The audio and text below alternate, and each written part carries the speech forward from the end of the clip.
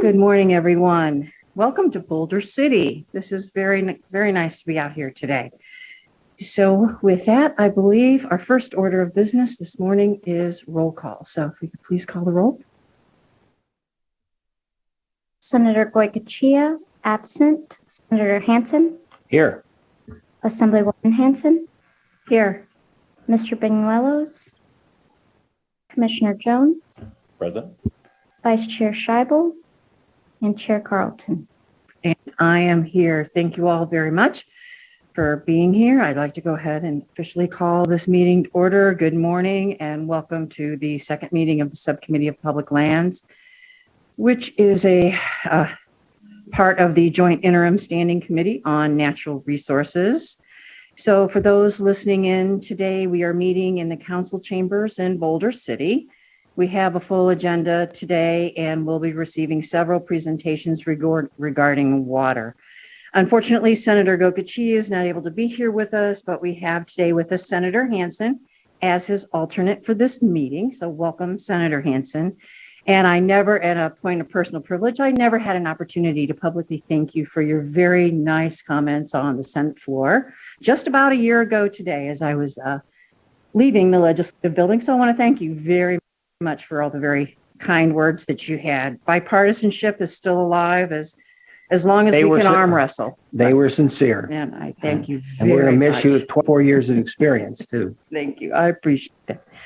So we had roll call done. I believe we're good. Vice Chair did notify me that you will be running a little bit late this morning. So we're not going to worry about that at this time. So right now, basically, this is an audio meeting. And I want to remind the subcommittee members, presenters, and members of the public to be sure and identify yourselves for the record. Every time that you speak, it will make it much easier for the staff to do the minutes. During the interim meetings, typically have two opportunities for public comment, once at the beginning and once at the end of the meeting. Members of the public may provide testimony in different ways, all of which are listed on our agenda. We ask that public comment be kept to 3 minutes so that everyone interested in speaking can be accommodated, and speakers are urged to avoid repetition of comments made by previous speakers. We love to put ditto in the minutes, so that's perfectly fine with us. And to call in to provide public comment, please follow the directions on the agenda by calling the 1-669-900-6833 number. When prompted to provide the meeting ID, please enter 864-7191-1721 and then press the pound sign. When prompted by the participant ID, please press the pound sign again. If you would like to provide written comments, please either submit them electronically before, during, or after the meeting by emailing them to lands@lcb.state.nv.us, or you can mail them to our research division, or alternatively, you can fax them also. All that information is available on our agenda. With that, I believe our first order of business this morning will be public comment. For the first time around, please remember to clearly state and spell your name and limit your comments to 3 minutes. Do we have anyone here in the chamber wishing to make public comment this morning? Seeing no one rushing forward to make public comment, we'll go to broadcast services. Is there anyone on the line wishing to provide public comment this morning? Thank you, Chair Carlton. The public comment line is open and working. However, there are no callers at this time. Oh, I'm sorry. Oh, there's someone behind the screen wishing to make comment. Oh, I'm sorry. I apologize. I probably moved too quick. We don't have anyone on the line right now. We'll give them a moment to catch up. Sure. Please introduce yourself for the record and proceed. Okay. Good morning, chairs and members of the committee. For the record, my name is Jose Silva, Josesilva, and I'm an organizer with the Progressive Leadership Alliance of Nevada. Plan believes that everyone has the right to live in a clean and healthy environment, regardless of their race, income, gender, or immigration status. Yet for decades, communities of color have been neglected in the creation of sound environmental and land use policy. Due to this, disparities in quality of health and life between traditionally white communities and communities of color have surged. Increased development in the southern part of the Las Vegas Valley is a number of concerns amongst the community. Where will our water come from? How much more heat can our residents handle? What will happen to our Mojave wildlife? And how will this further the negative impacts on communities of color and lower income households? Nevada is the driest state in the nation, and it's important that we take care of our most precious resource. While extensive water use in Nevada may be deemed inevitable with growing populations and industries, acknowledgement of overallocation is long overdue. Our water basins that are currently overallocated in Nevada provide massive amounts of water supply to Nevada's supply for irrigation, mining, and growing urban landscapes. One remnant of open pit mining is the massive pit lakes that result from mining below the water table. Generally, the water in pit lakes is substandard, of lower quality than surrounding groundwater. If an operation results in pollution that will require treatment of 500 years or more, there are no specific regulations for this treatment in perpetuity of toxic waste. And at the federal level, the regulations for these kinds of pit lakes are determined by laws from 1872 that are over 150 years when Nevada was barely 10 years old. This leaves Nevadans without strong protections against the harmful impacts of mining, including water overallocation, pit lakes, water that needs to be treated in perpetuity, destruction of indigenous sites, and negative public health outcomes. And we have seen the tribal community suffer the consequences immensely, some even having to rely on bottled water when their wells were contaminated by mining waste. As the demand for lithium increases, this only puts our communities, environment, and resources at a greater risk. There are smarter ways for populations to grow than we are doing right now. Extensive urban development in the north and south is expected to increase our respective heat island effect, ruin the region's natural defense to combating pollution in the air, and will augment the consumption rate of our natural bodies of water. We should look at what smart development in other cities in the southwest region are doing. They are building up and high and focus on conservation and the most important use of water to sustain life. We urge this committee to put people in it first in its decision making, not the well-being and profit of the mining corporations or developers. Only then can we ensure that the next 7 generations of Nevadans all have the dignity to thrive. Thank you. And with that, is there someone else wishing to make public comment? Go ahead and just come up to the microphone. Please remember the 3 minutes and introduce yourself. Good morning, members of the subcommittee and Madam Chair. My name is Garrett Kingen, Garrettkingen. I'm a citizen down in Las Vegas. Obviously, as we know, about 90% of the water here in Southern Nevada comes from the Colorado River. Currently, in January of 2022, there was a study done in Southern Nevada. Water allocation was reduced by 7 billion gallons, enough water to supplement 45,000 homes in Las Vegas. I myself speak with hundreds of thousands of people all across Las Vegas on the regular who are in great fear of the water shortages we have here. And not so much for them, but their children and grandchildren is the common fear that I hear amongst Las Vegans. According to the city of Las Vegas, Southern Nevada will be getting at least 7% less water from the Colorado River, according to local authorities. When it comes to SNEDCA, a bill that proposes adding about 820,000 residents to the Southern Nevada area by the year 2060, would further devastation on Southern Nevada's water supply. This is a really, I will say this is really systemic issue we have. This is, from what I've seen and from people I've been speaking with, has been going on for years and years, of course, but I'd like to think where we are here in Las Vegas and here in Boulder City, I'd like to think that the idea of coming to these issues and really seeing what we can do on these issues and coming together as a community to see what we can do on behalf of these issues, I think is a more realistic idea now more than ever. And I think it's an idea that we all should grasp with both hands, because this is a matter of human life and death. Thank you so much. And thank you very much. Is there anyone else here in the chamber? And I apologize because the screen does block my view on that side. Please come up. Thank you. And introduce yourself. Hello to members of the subcommittee. My name is Andy Davis, A-N-D-I-E, last name D-A-V-I-S. As a Nevada native and a Las Vegas one in particular, and as an amateur gardener, I know firsthand that water means life. So I thank the Subcommittee on Public Land for hosting this meeting to discuss several different issues pertaining to water, such as its overall quantity, how water is being used, and as well as various conservation efforts currently being done to support the overall health for our environment and for our people. However, there is one issue that I think that needs to be addressed at the subcommittee, especially since the topic of this meeting is dedicated to water, is the topic of mining and lithium mining in specific.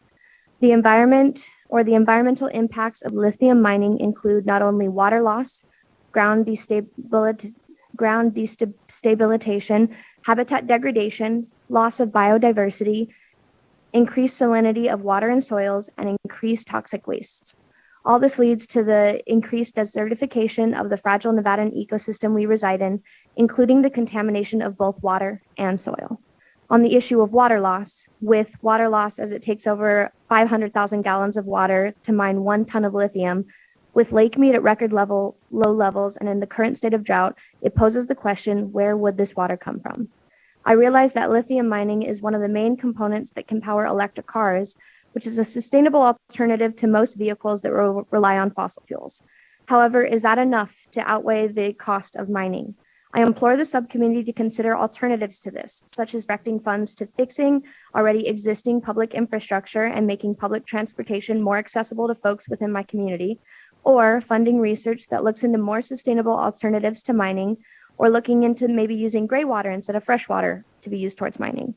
Additionally, to the members of the subcommittee, as a young person that has to balance a 40-hour work week attending a university, I do hope the subcommittee would consider maybe scheduling these meetings for different times instead of a 9 a.m. on a Monday morning to make it more accessible for folks like me to attend. Thank you. Other folks in the chamber? Not seeing anyone, I don't believe. Is there someone back there behind that screen? No. Who's behind the screen? No. So with that, I believe we do have a couple callers on the line. So Broadcast Services, if you could queue up the first caller, please. Thank you, Chair Carlton. To provide public comment, please press *9 on your telephone now to take your place in the queue.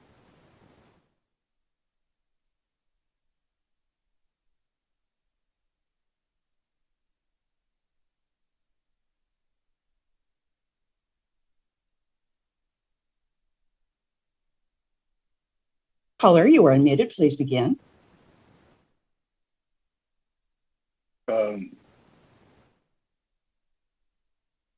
Did you identify my telephone number or my No, sir. line? Just go ahead and please begin with your public comment. Oh, good morning, members of the subcommittee. My name is Joe Guild. I'm testifying as a private citizen, not on behalf of anybody other than myself and my ranching business. And before I get into that, I'd just like to say maybe this is one final time, and I have the privilege of speaking in front of the chair here, and Assemblywoman Carlton. It's been a pleasure through the years to deal with you, and I'm going to miss you.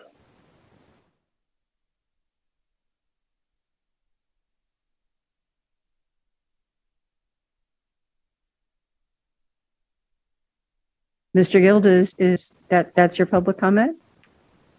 Well, no. Okay. I do have a substitute. I mean, I'll take I it. have- It's great, but thank you very much. I appreciate that. No, I Mr. didn't. Gill. I didn't Please want to proceed. waste. I don't want to waste the committee's time anymore. But it is noteworthy to me of all the years that we've dealt with each other. So, no, my comment relates to the last meeting of subcommittee in Ely, and I had a conversation with Assemblywoman Hanson about one of the things I thought was lacking in that meeting, and there was a lot of testimony about wild horse impacts on the public ranges and the impacts on all of the multiple uses of the public ranges as a result of overpopulation of the horses. But it seemed to me there was no solution that was presented to or an action item that was presented to the subcommittee. And so I wrote a memo. It's in the file. I didn't submit it yesterday by the 24-hour deadline, but I did send it to the committee secretary today, and I think Assemblywoman Hanson made copies of my memo, so I won't go into detail there, except to say that there's a growing body of scientific evidence that these horses and burros are providing some damage to the ranges, and the livestock industry, is subject to permits and time and seasons of use restrictions. So you can't completely blame livestock grazing. But what the committee can do, I think, is to help push this along. And there's precedent for this from the Public Lands Committee prior to this committee's reorganization, and sending a letter to all relevant agencies and the congressional delegation expressing the legislature's concern about the overgrazing situation on the ranges. And that's what my memo is all about. Again, thank you for the opportunity, and be happy to answer any questions, but I'll go back on mute. Thank you very much, Mr. Guild. And I think we've probably talked about horses for about 24 years now. So I do appreciate the memo, and I was not unfortunately, I could not attend the meeting in Ely, but thank you for your input, and we'll move forward from there. So thanks a lot. Take care. With that, I believe we do have another caller on the line. Yes, Chair, we do. I'm queuing them up now. Caller with the last three digits, 859. Please press *6 to unmute your telephone.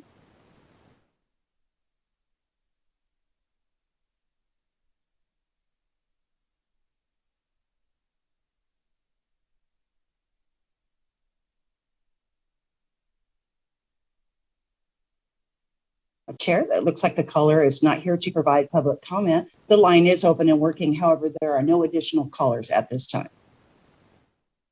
Thank you very much, Broadcast Services, and a reminder to the public that there will be another public comment period at the end of the meeting. So with that, I believe we can go ahead and move on to item number 3 on our agenda, which is a presentation on water issues concerning the Colorado River. The first presentation today is from the Southern Nevada Water Authority. I believe I have Mr. Ensinger with us.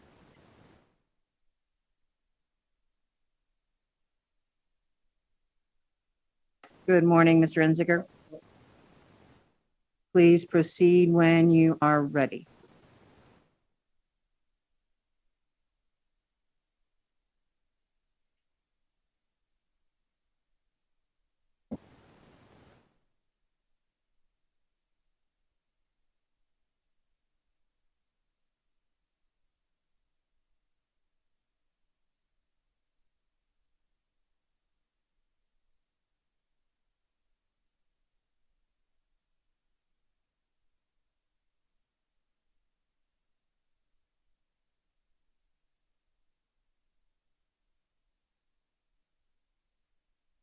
And committee members, it's my intention that we'll do each numbered item, however many presenters are in that item, and then we'll go back and do questions afterwards so that we can move through the whole presentation and then go back to ask questions.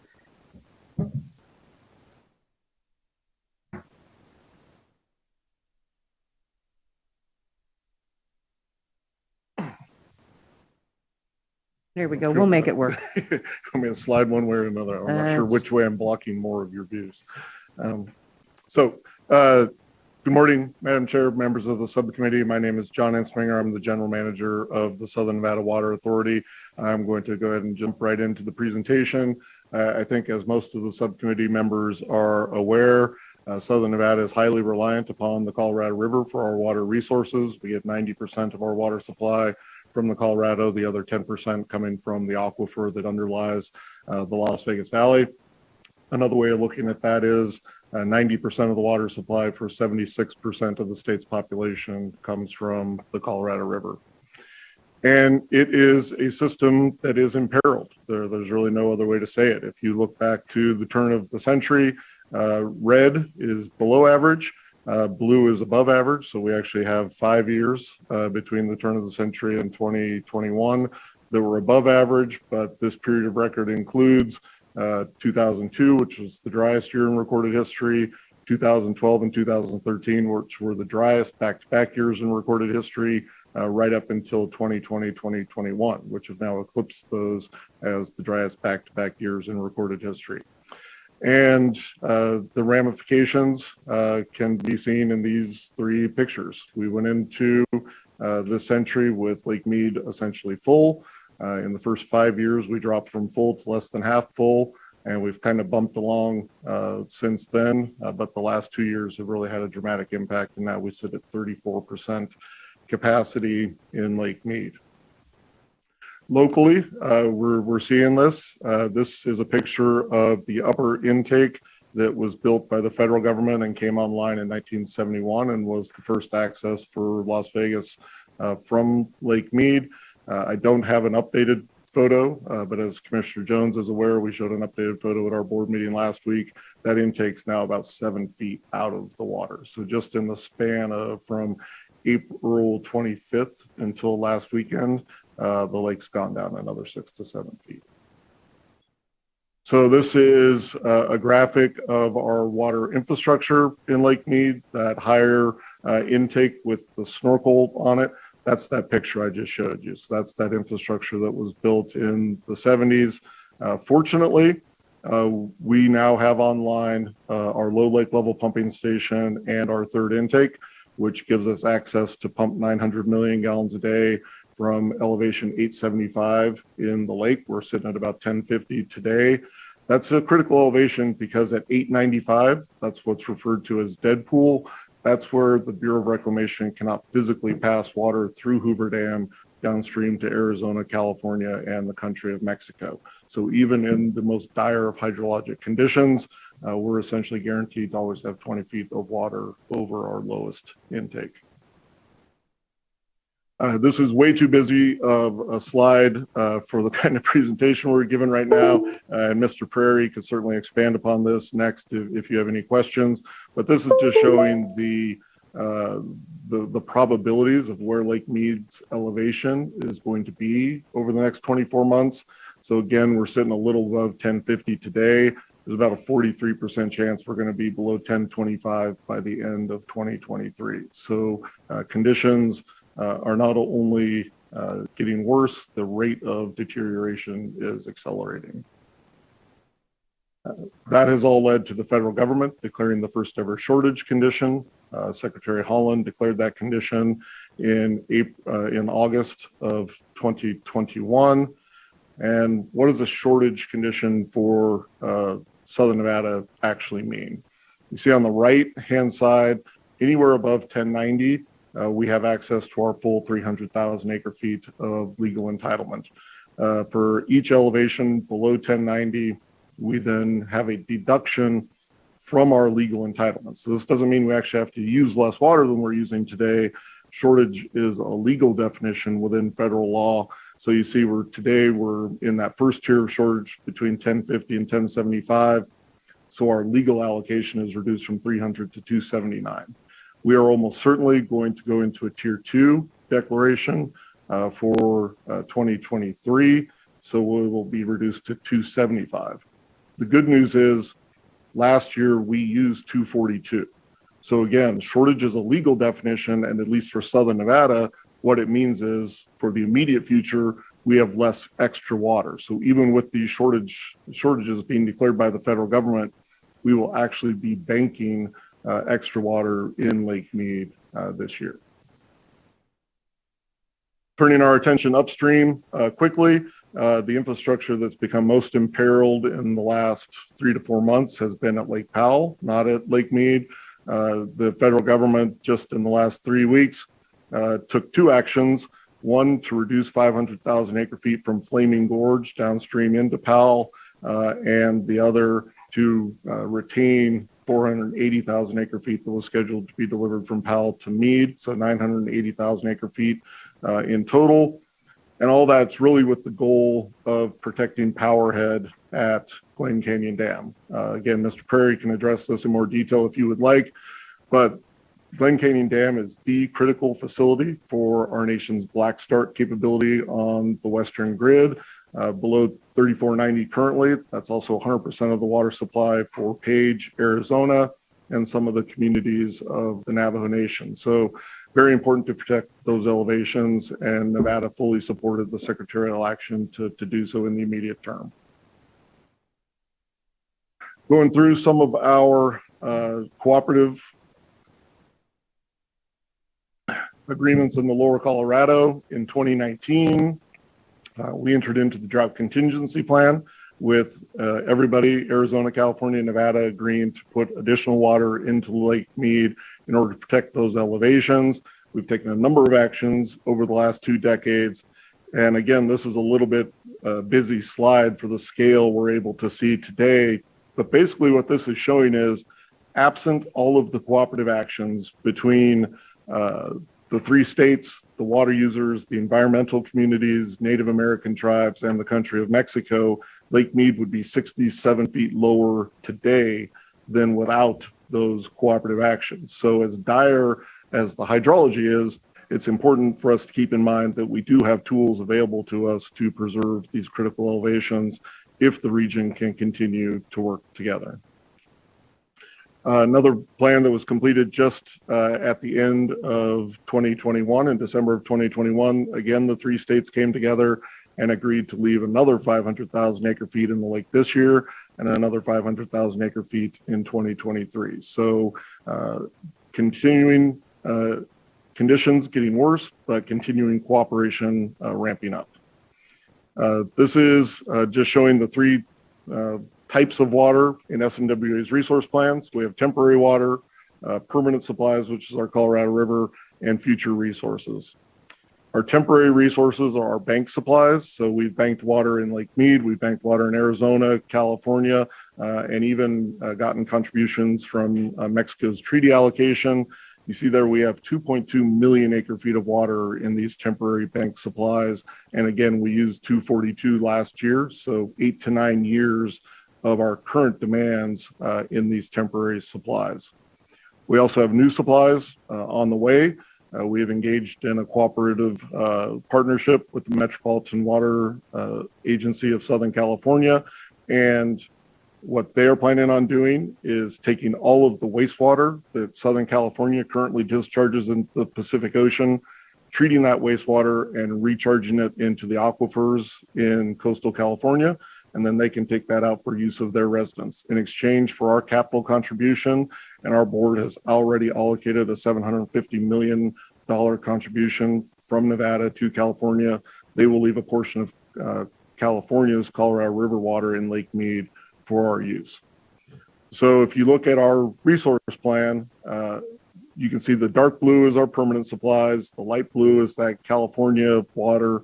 The green is our temporary supplies when we began accessing those bank accounts, and the brown is where we could need future water supplies.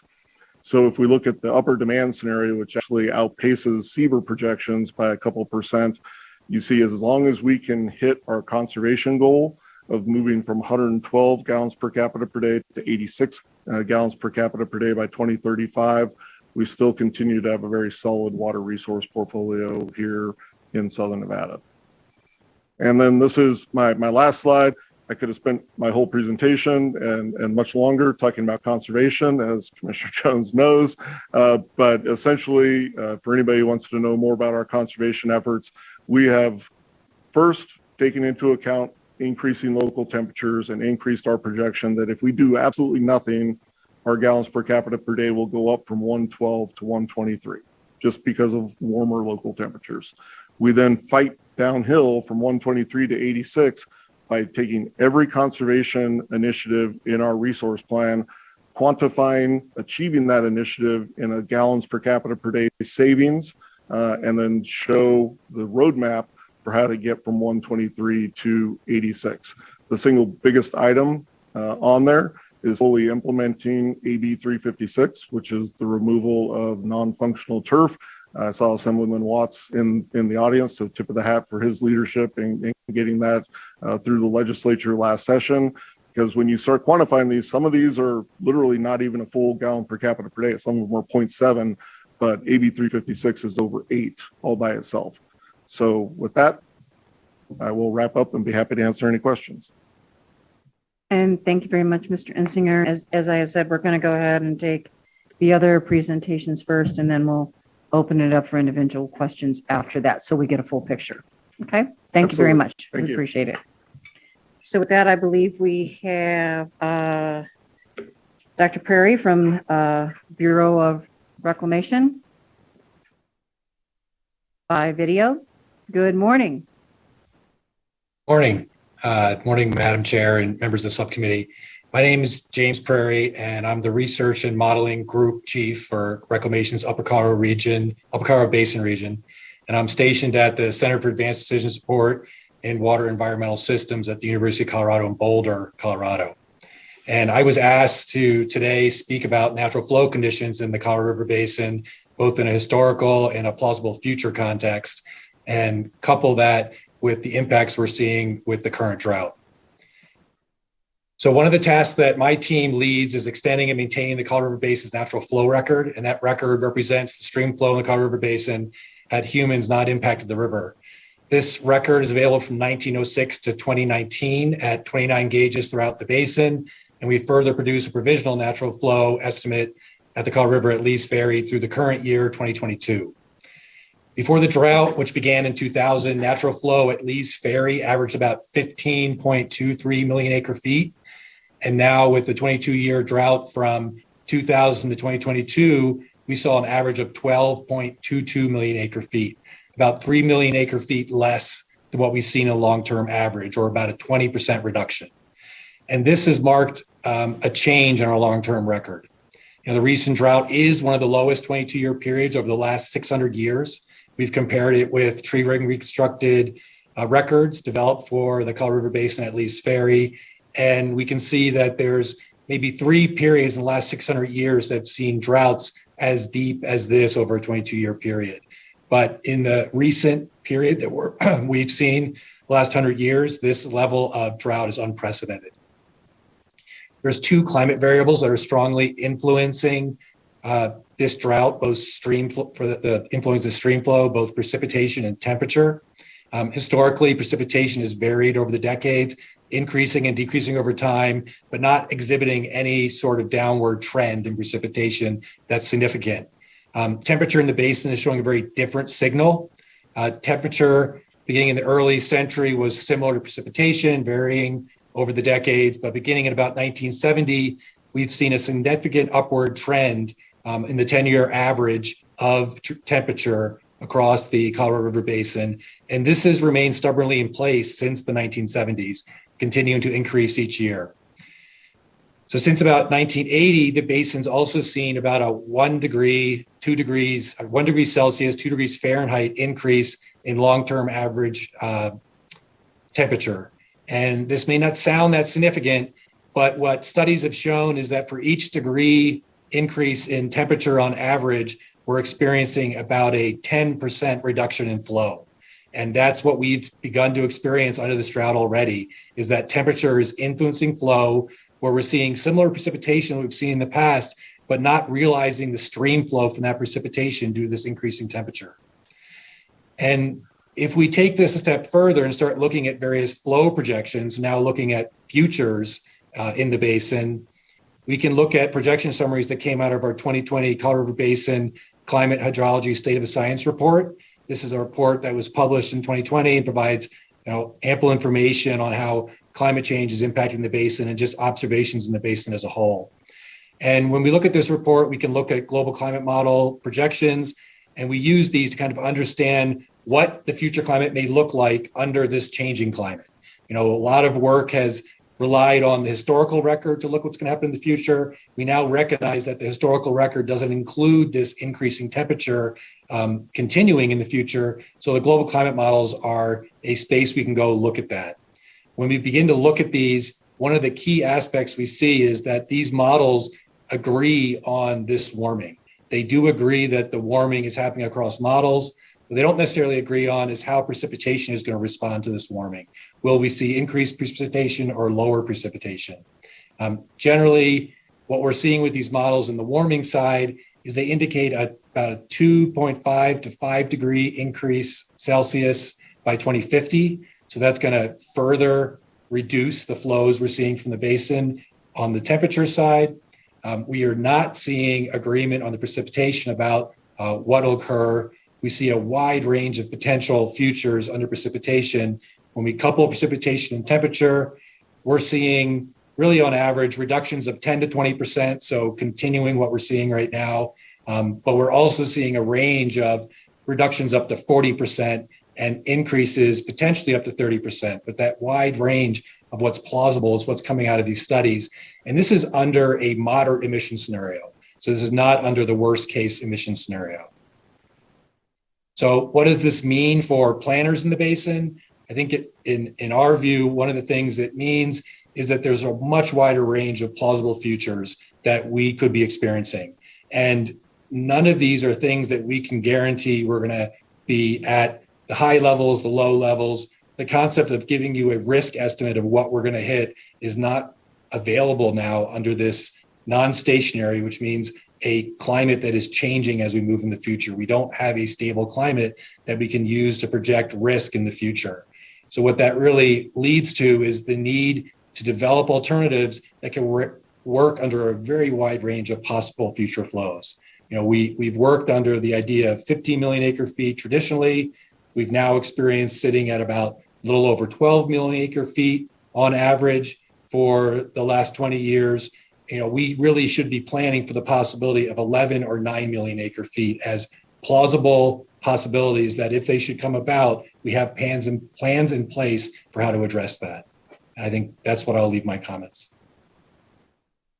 And thank you very much. And if you would please stay tuned as we move through this, the last presentation, and then we may be back for questions. Thank you very much.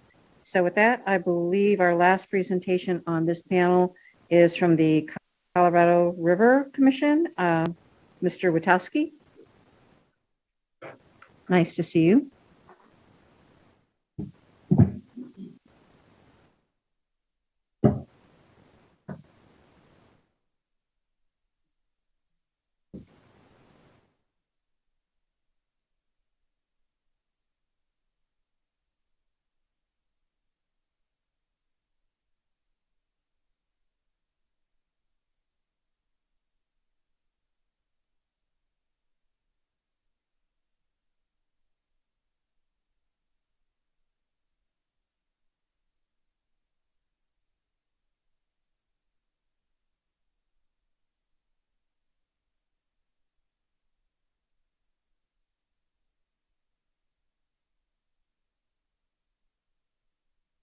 Good morning. For the record, Eric Witkowski, Executive Director of the Colorado River Commission.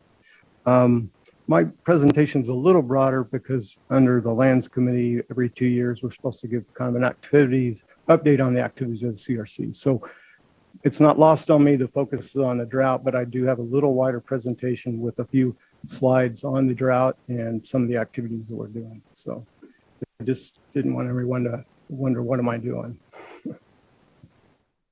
So we were created in 1935, and we're tied to Hoover Dam.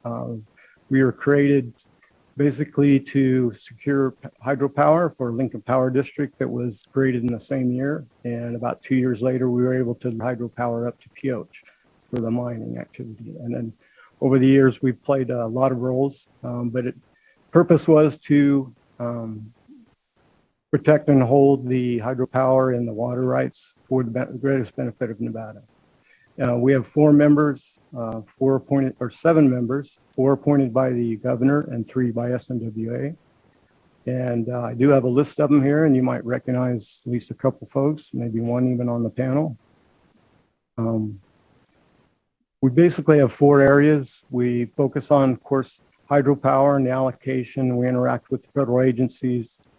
And then, of course, we work with SNWA on the water issues and environmental issues.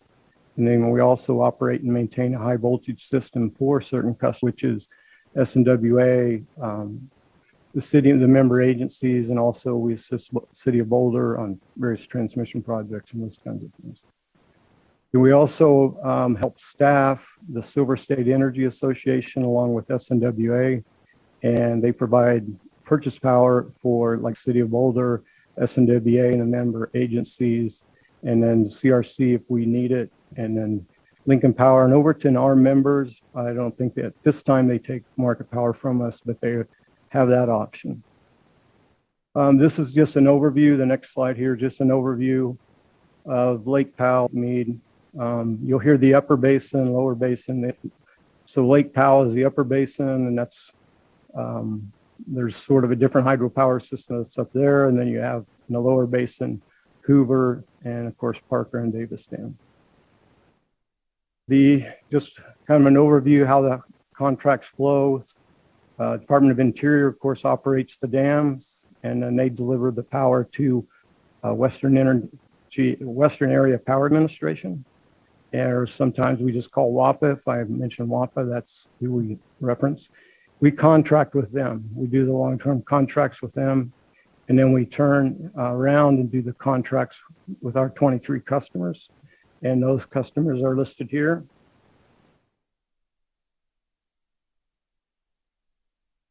You'll see our direct retail customers are some legacy customers that come from World War II, basically. This was a industrial park that was developed during the war to develop magnesium and titanium.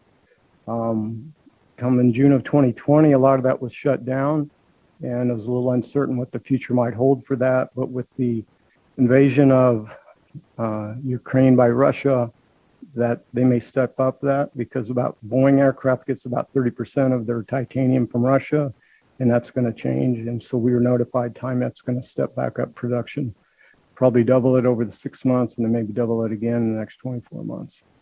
So that's significant because in June of 2020, they had to lay off about 190 people. So hopefully that will come back. And then the rest, as you can see, we provide hydropower to the Nevada Energy, Lincoln, Boulder City, Overton, and then Valley Electric. And of course, the water customers, basically the cities and the members of SNWA. And then the states, agencies have a small slice of Hoover D that was done in 2013 on the reallocation. 5% was shaved off, and they were that. And we have a credit mechanism that they receive, and they're doing quite well right now. These are just the activities that we do with Bureau Reclamation. Of course, we attend their meetings, work with them on their investments of the plant, try to keep an eye on rates. Sort of a balance. You want to keep the rates low, but you got to make investments in the plant to maintain it. Similar activities with Wapa, or Western Area Power Administration. We participate in their meetings, discussion of rate charges. They operate more of the transmission, and so we participate in their meetings and look at the activities they're doing, such as we all mentioned later, looking at the RTOs, or regional transmission organizations. Power is valuable. As I mentioned, it's cost-based. There's no markup. There's no return on equity. So whatever the costs are, that's what's passed on to the customers.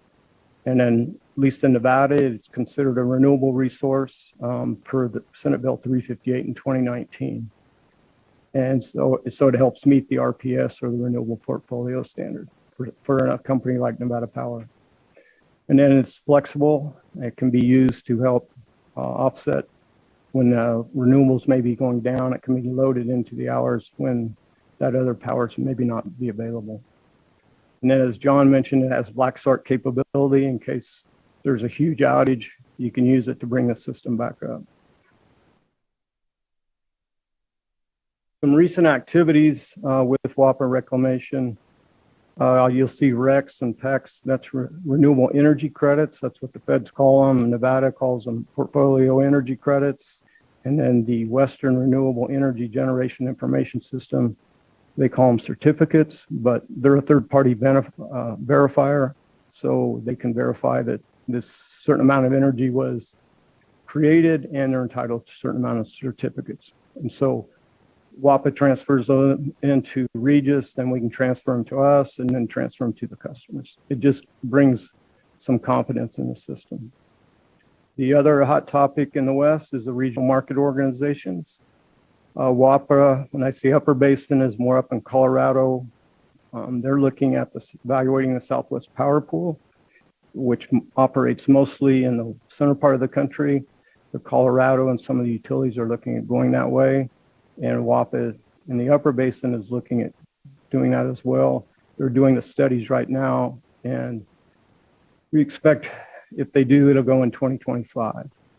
And then Wapa in the Desert Southwest, which operates out of Phoenix, they're currently joining what we call the CAISO.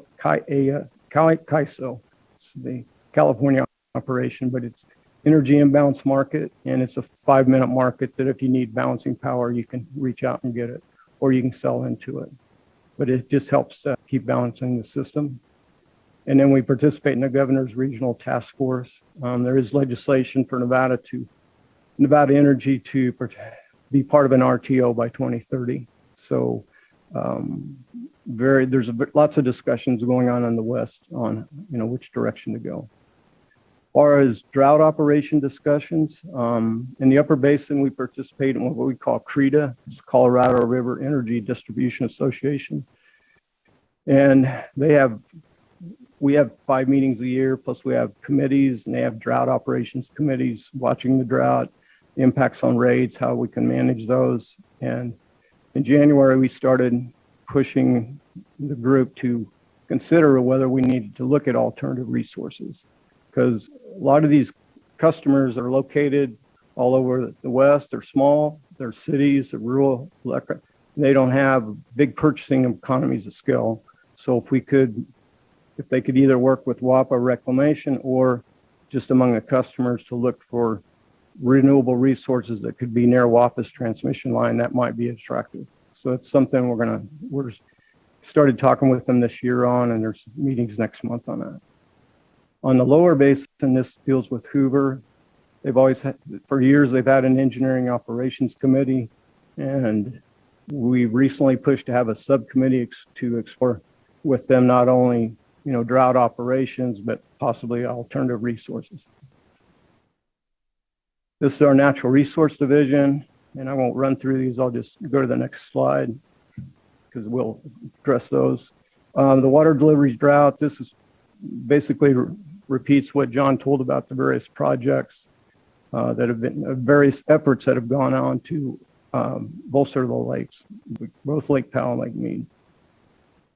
And of course, the relations with Mexico, this comes from a 1944 treaty. It's approved in 1945.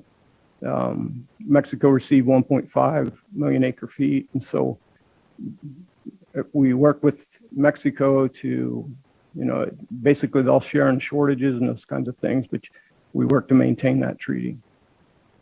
And then the Colorado River Basin Salinity Control Program, that's just a program to help reduce the naturally occurring salt in the river.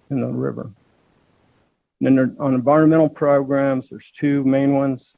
It's the In the lower Colorado River, it's the Multi-Species Conservation Program, or MSCP. And then the other one on the upper basin for Glen Canyon Dam, it's the Glen Canyon Dam Adaptive Management Work Group.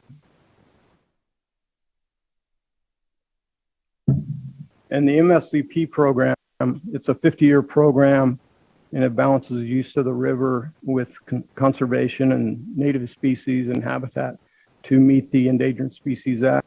And the goal is to create 8,132 acres of new habitat, and they have created 6,049 acres with over 13 mitigation sites. And it's also meant to augment the population of native fish.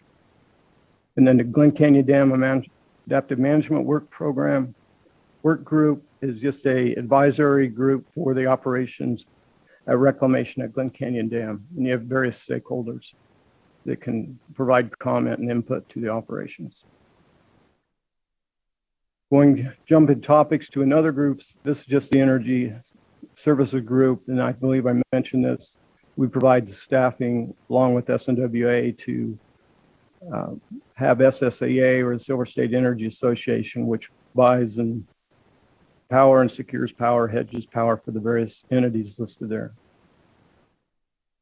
And then our next group is the Power Delivery Project Group, and that's a system used to deliver electricity to Southern Nevada Water Authority in major cities and for wastewater treatment. And there's a list of the equipment we have. And then we also work to maintain the substations owned by SNWA and free by Clark County Water Reclamation. And that completes my presentation. Thank you very much. I appreciate that. So with that, committee members, that's item number 3. We've received 3 presentations. Since we have Mr. Watuska table, does anyone have any questions for the Colorado River Commission at this time? Not seeing any questions from other committee members. I do have a question. So we keep hearing conversations about possible blackouts, brownouts this summer. So I think you might be one of the best persons for us to have this conversation with. So what are some of the conversations that are going on? We know that our neighbors to the west need a lot of power, and we know there's industries in this state that need power to keep going, but we all represent constituents that want to make sure the air conditioning in the refrigerator stays on. Yes. So what have those conversations been? Well, California is in a situation that could be about 1,700 megawatts short this summer, or it could be. It just depends on how temperature and how high the peak gets. They have been adding a lot of battery storage, so hopefully some of that will help, but it is worrisome. I know Nevada Power is better positioned for that, and they'd probably be better, to speak to that. They have been adding resources, and they have a lot in the planning stage and in development. There is some concern about the supply chain issues and whether we can, they can get all those done in time. But it is a situation throughout the West. And it happened 2 years ago. California had some outages. Nevada Power did a very good job. They called us and, we asking if they can pull any more out of the dam, and the Wapa or Reclamation did what they could, both at Glen Canyon Dam and at who helped in those. I think there was 2 or 3 days there in August of, I want to say 2020. But it's a challenge, and I don't want to. There's an effort to cut fossil fuel, cut the carbon, because if you were foreseeing increase of temperature of 2 degrees and the impact on the river. So it's a tough issue to try to cut carbon, but because we're not building what we would call conventional generation. You're not building natural gas, and of course we don't want coal. And so we're trying to get there with solar and batteries, and hopefully we can. And that's what the efforts that are going on. Thank you very much. Didn't mean to really put you on the spot, but no, that's seeing in a big picture, not just an individual NV energy question, but big picture up and down the basin and with our neighbors to the west. I think about it a lot. I can imagine. So with that, committee members, if there's no other questions of Senator Hansen. Thank you, Madam Chair. So as the river level drops, the ability of the dams to produce power drops proportionally, doesn't it? Or I mean, when do you guys reach a point where the water level will get so low you basically can't generate power? I think it's around 950. What happens is it's a slow decline, and I've checked this nurse charts, but it comes down slowly. For like Boulder City, the SSEA helps manage their portfolio. So as it slowly declines, they're able to add a little bit, and they've added a solar contract, and they're in pretty good shape. They're pretty full on power and hedge. So, but the guys tell me it comes down slowly, and so you have time to respond. It doesn't drop off a cliff. So I'm just kind of curious because what is the I mean, I don't know if you're the man to talk to about that or not. What is the maximum power generation potential for the two major dams on the Colorado? I mean as far as, how much hydroelectric energy, if we're going to eliminate natural gas plants and coal-fired plants, how much can we rely on consistently from the two dams in particular? Right. On Glen Canyon. And that was Senator Hansen and Mr. Witowski, please. Yes. For the record, Eric Koski. On Hoover Dam, the nameplate capacity is about 2,000, but it hasn't been at 2,000 maybe probably since the 80s. That's the maximum amount. That's megawatts? Of capacity.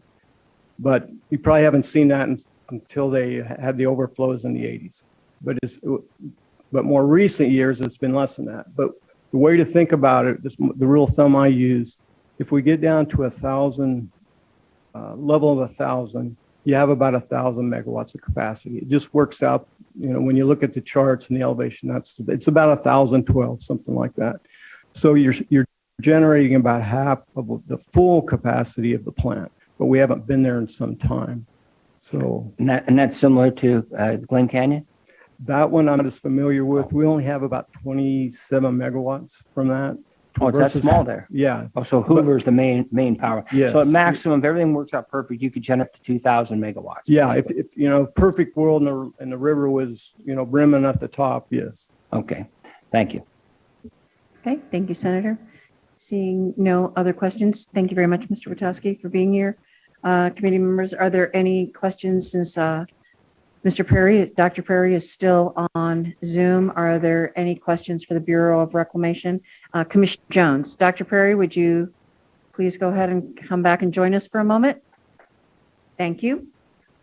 Thank you, Madam Chair. This is Justin Jones for the record. Dr. Prairie, we've been managing the river based on the reservoir levels. Are we at a point where we really need to be looking at them based on flows, given that there are much less flows right now?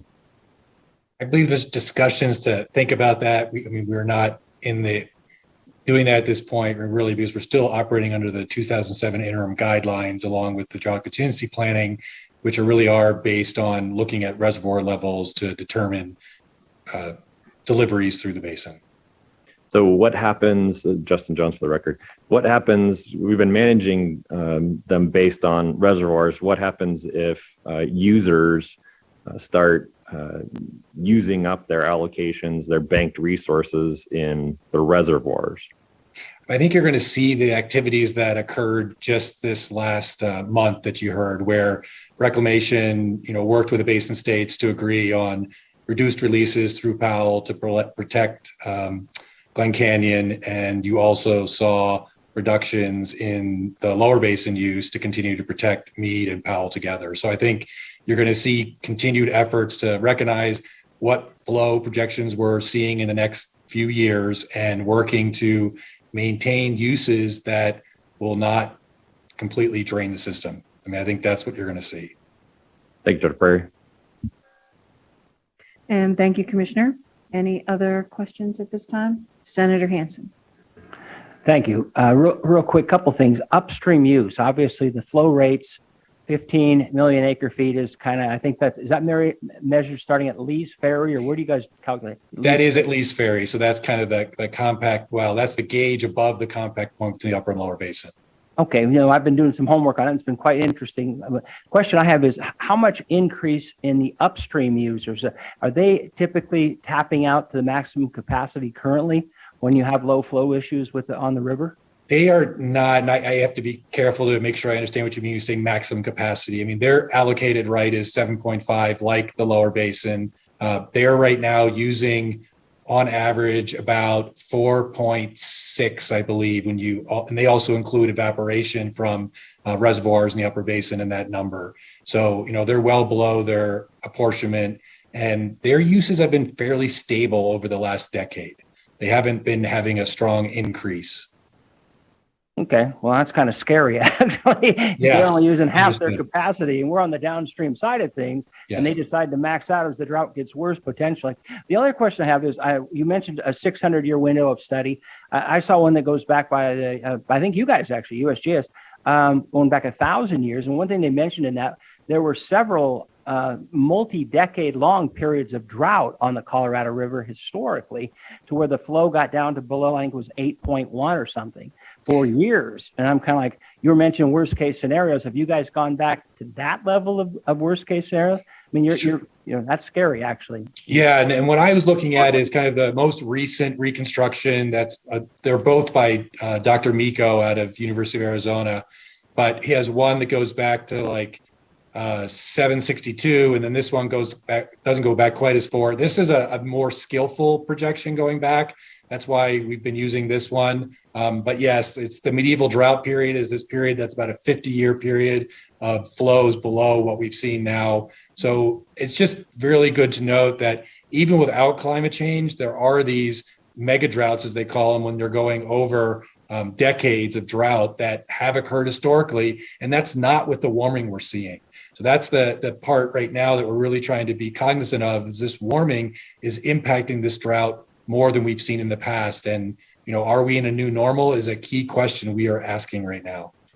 Okay, thank you very much. It's very, Yes. Yeah, that's the one you were mentioning from 2004 by that individual that I was referring to. So yeah, but it is interesting to see how this isn't kind of a new phenomenon. It's on the Colorado River's had some major long-term, super serious droughts, probably equal to or in some cases greater than what we're currently seeing. I mean, that's the key thing to keep remembering, is this temperature increase has not been seen in that historical, that paleo record going back, and they have done that. So that is what's unprecedented, is the temperature increase, and it exacerbates everything.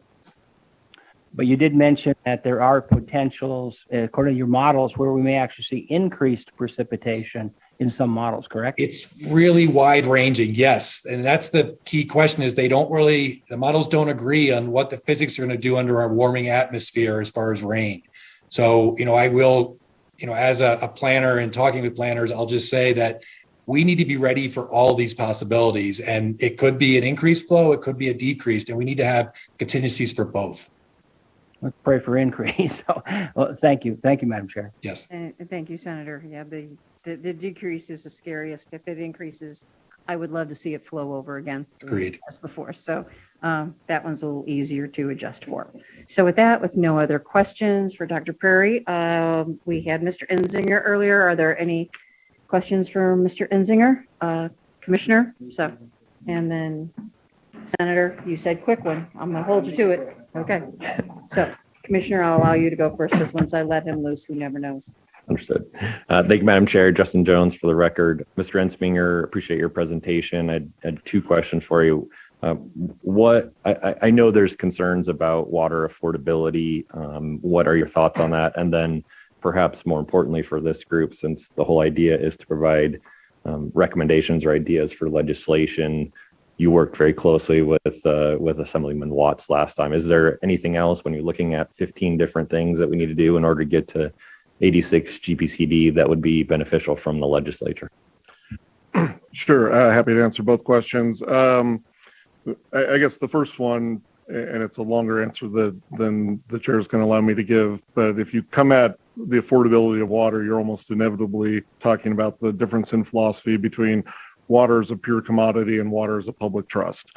We try to blend those within our retail service system and really address affordability by having a 4-tier system where the first tier of water, the first 5,000 gallons that people pay for each month, is significantly subsidized. So it costs us about $3.50 to provide 1,000 gallons of water to a tap.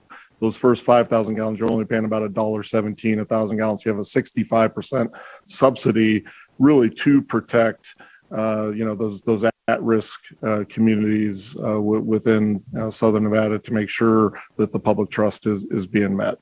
The second thing I would say in terms of the legislation, we try very hard to achieve things on a regional basis down here, but there are some things that I think the legislature may be able to cut through. First and foremost, the Las Vegas Valley Water District has already prohibited the use of Colorado River water for any use if we're not getting the wastewater back, right? So if a home or a business is planning on having a septic and we're not going to get those return flow credits back to reuse and really extend the resource, we won't hook them up, but some of the other municipalities have not taken that step. So I think the legislature intervening and making the use of Colorado River water for new septic systems to be illegal. There may well be a couple of other things. AB 356 itself, frankly, we're hearing some saber rattling from some HOAs that they think there's some gray areas in that legislation and they may not be willing to comply with that. So there may be some small fixes. Just to clarify, we don't believe there's any ambiguous statute, but in the event a judge disagrees, we may want to do some clarification on AB 356 to make it abundantly clear. Thank you. Madam Chair, just one follow-up.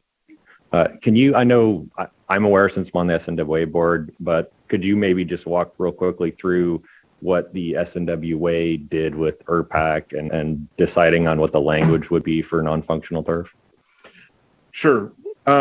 We have regularly over the last 20 years impaneled citizens committees to do everything from setting conservation goals to deciding what capital projects to build and ultimately how to pay for all that stuff.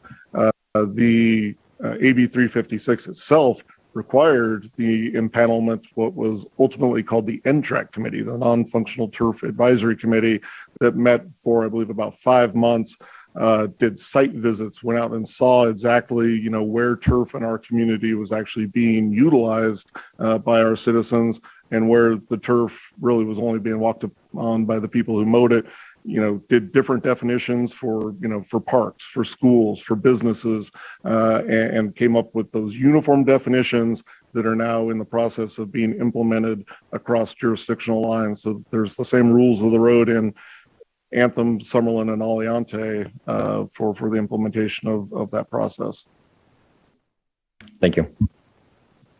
Thank you, Commissioner. So, and just to expand on that. So 356 with the non-functional turf. So can you just, so what are the I'm just going to be real blunt. So what are the HOAs up to here? Because I've been through too many HOA battles in my life. So thank God I will not be there for this one, but I'm just curious.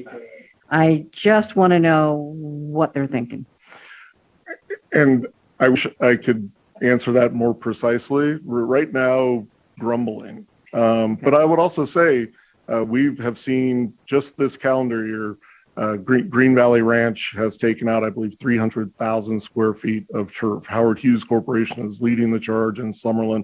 We've seen a couple of 6-figure artificial or turf removals within the Summerlin areas, but we're hearing, some of the pockets of, shockingly, the more affluent areas of town saying they think there's some avenues of challenge available, but because the law doesn't become fully enforceable, right? You're not required to take out your grass until the end of 2026, so it's not ripe yet. So we haven't seen exactly what their legal arguments would be yet. We've just heard they think they're special and they should be able to keep their grass.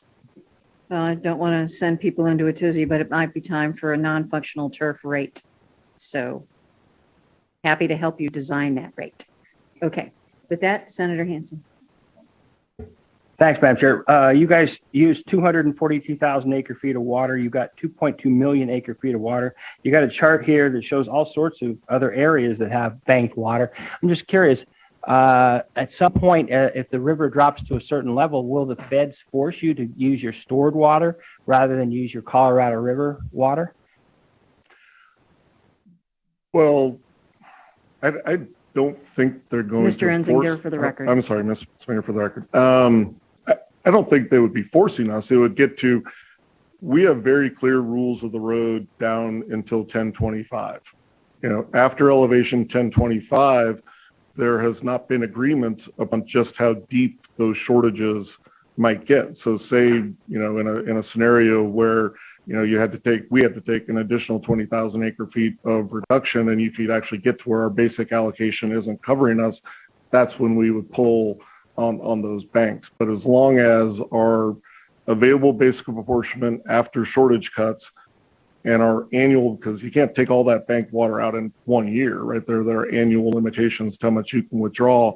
As long as those two things cover any 1 year's worth of water use, frankly, I think the Bureau of Reclamation is going to have bigger fish to fry. Yeah, well, I just heard that the upstream unit only using half of their allocations currently. Start adding up these numbers, it's kind of like if everybody started to use them as maximum capacity, which is a big problem in northern Nevada.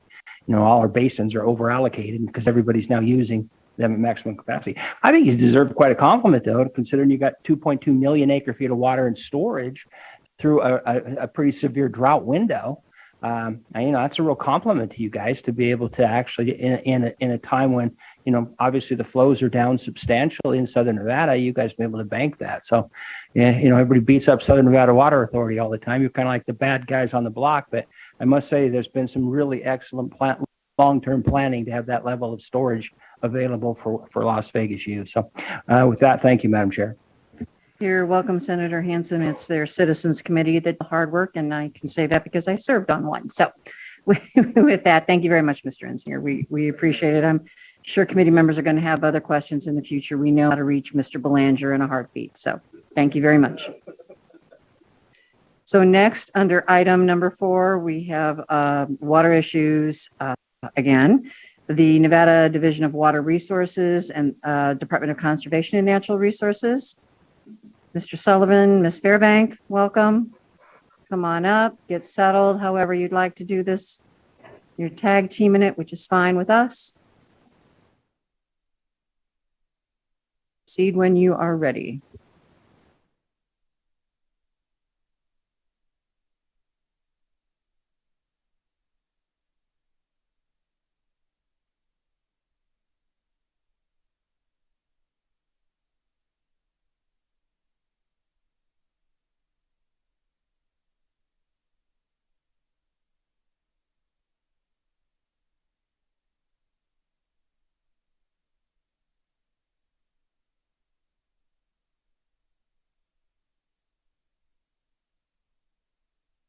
Good morning, Chair Carlton, members of the committee. My name is Adam Sullivan, Nevada State Engineer and Administrator of the Division of Water Resources. And with me is Micheline Fairbank, Deputy Administrator, and we are going to split this presentation among the two of us. So what we're going to do is give a little bit more of a statewide perspective on conservation, and specifically with challenges and opportunities that we're experiencing and observing. There's a different set of rules than what we've been talking about with the Colorado River. The Colorado River has an interstate compact that defines how the river is administered. There's a number of analogous situations that hit me as we were listening this morning, but as the state agency that is charged with administering water law throughout the state, we really look at conservation and the challenges and opportunities more sort of directly through the lens of Nevada water law. And that's kind of where we're focusing our discussion this morning. Okay.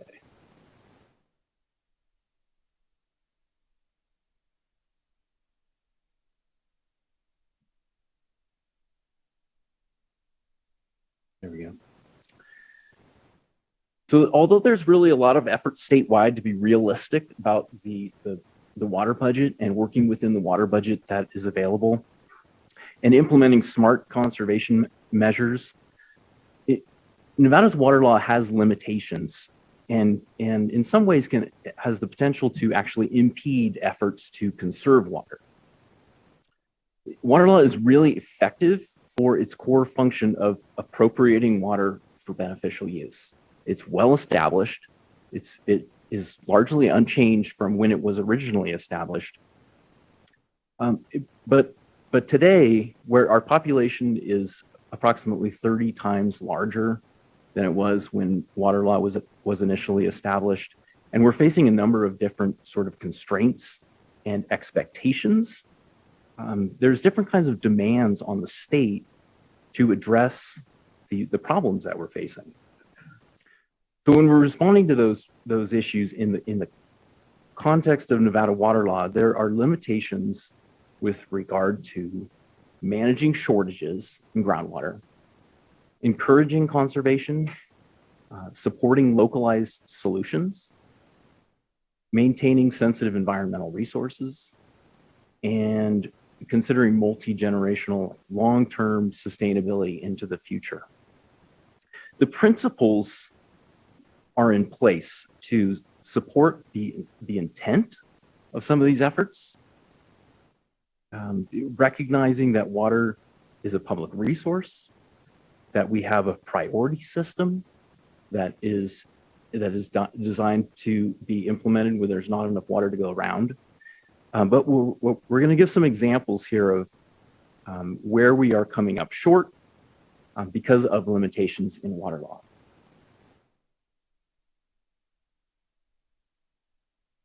So the recent drought of the last few years has really raised awareness for prioritizing conservation. It's also brought forth some of the imminence and the consequences of having a short water supply.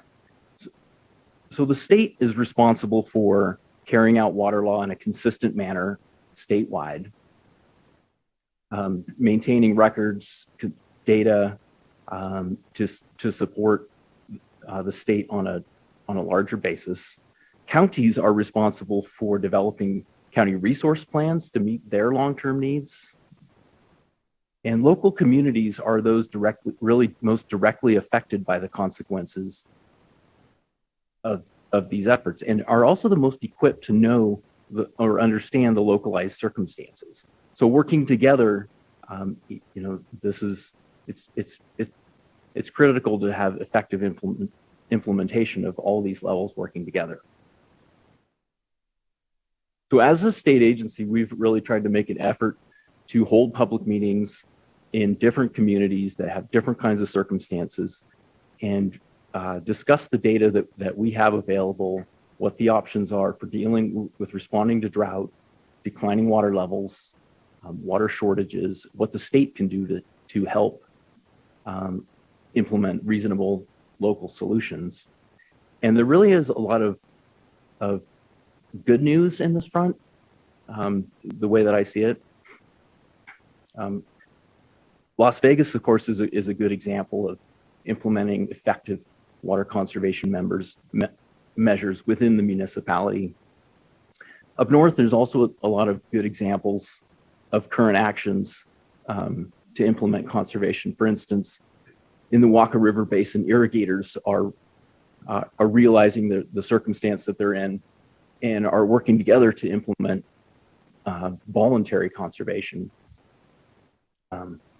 just to limit the rate of aquifer drawdown. And what the state can do and what our staff are doing are just to help define targets of how much reduction would really be able to show a difference. And we're also able to support that by communicating that non-use for a short period of time to respond to drought is not something that they would be at risk of losing their water rights due to cancellation or forfeiture. We don't want to be in a position of penalizing people for conserving water. Other examples are we'll hear more about this afternoon in the Carson River watershed. There's a good community-led effort to work within the available water budget. Within the Humboldt River, there's a substantial effort to be realistic about the effect of groundwater pumping on flow in the river the senior decreed rights. We'll hear more about that this afternoon. And another example is in Diamond Valley, which has implemented a community-based groundwater management plan to address chronic water level drawdown. So these are all really good examples of a collective effort to manage the common pool resource in a way that's supportive for the community and the local economy. And the state needs to be supportive of these efforts and not impede local conservation.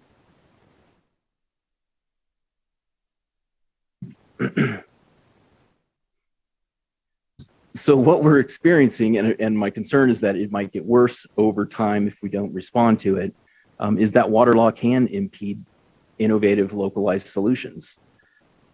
Despite the intent that's present in water law to work within a prior appropriation system, to use the best available science, to allow for groundwater management plans, the implementation and the interpretation of those measures is problematic. We have disparate legal interpretations that leave uncertainty about the legislative intent. And in addition, the role and the authority of the Division of Water Resources in implementing those measures. Also, in the absence of clear legislative direction,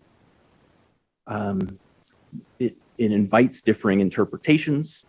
For example, statements of policy within the NRS are called into question, and whether those statements of policy really mean anything. An additional element is that there is a culture of resistance to adapting Nevada's water laws to contemporary issues. Now, it's wise and it completely makes sense to be cognizant and wary of unintended consequences. But without getting ahead of some of these problems, we are in a situation where we're left being reactive or we're resolving issues in the courts. And ultimately, the concern is that that's detrimental overall to the public service and to the water resource. And lastly, there is a legacy of mistrust that we live with. In part that's aimed at our office or in relation to our office, but also just among different stakeholders that have different points of view. It's important for the state to overcome this, so we as an agency can carry out our duties in accordance with law, with due respect to the water right holders, and also really be realistic about the constraints we're facing with a limited water resource. And with that, I'll turn it over to Micheline. Good morning, Micheline Fairbank for the record, and thank you for the opportunity to continue this presentation. So one of the issues that we want to go ahead and address is, as Adam raised it earlier, is that there's a uncertainty with respect to the state engineer's role within the legislative policy directives. And so one of the issues we've encountered is that the lack of a clear legislative directive leaves uncertainty with respect to executing policy directives. And those policy directives are really intended to direct our office on responsible resource management. But recently we received a judicial decision that stated that statements of policy set forth by the legislature are not operative statutory enactments. So the court went on to say that the statute does not declare that the best available science should dictate the decisions. And so the state engineer's office reliance on the best available science was not in conformity with the explicit authority given to the state engineer's office. And the same came into effect with respect to conjunctive management. Conjunctive management of all waters of the state, regardless of the source of supply, is the policy directive of the legislature. But it's not an explicit directive and authority to our office as to how we're to implement that policy directive. And there's no explicit authority bestowed upon the state engineer to conjunctively manage water resources. So when we talk about the uncertainty and the unclear path as to what our role is, we're left with significant uncertainty because the legislature has given us guidance. But when we try to go ahead and use our best efforts, the state engineer's best discretionary implementation of that policy directives, we're left to the courts interpreting what we can and cannot do based upon explicit statements that are contained within Nevada's water law. And without clear definitions, we're left with that level of uncertainty as to what is our role, because we do get differing viewpoints from differing courts. So we don't know exactly what it is that the legislature intends for the state engineer to do and what the Division of Water Resources' ultimate responsibilities are.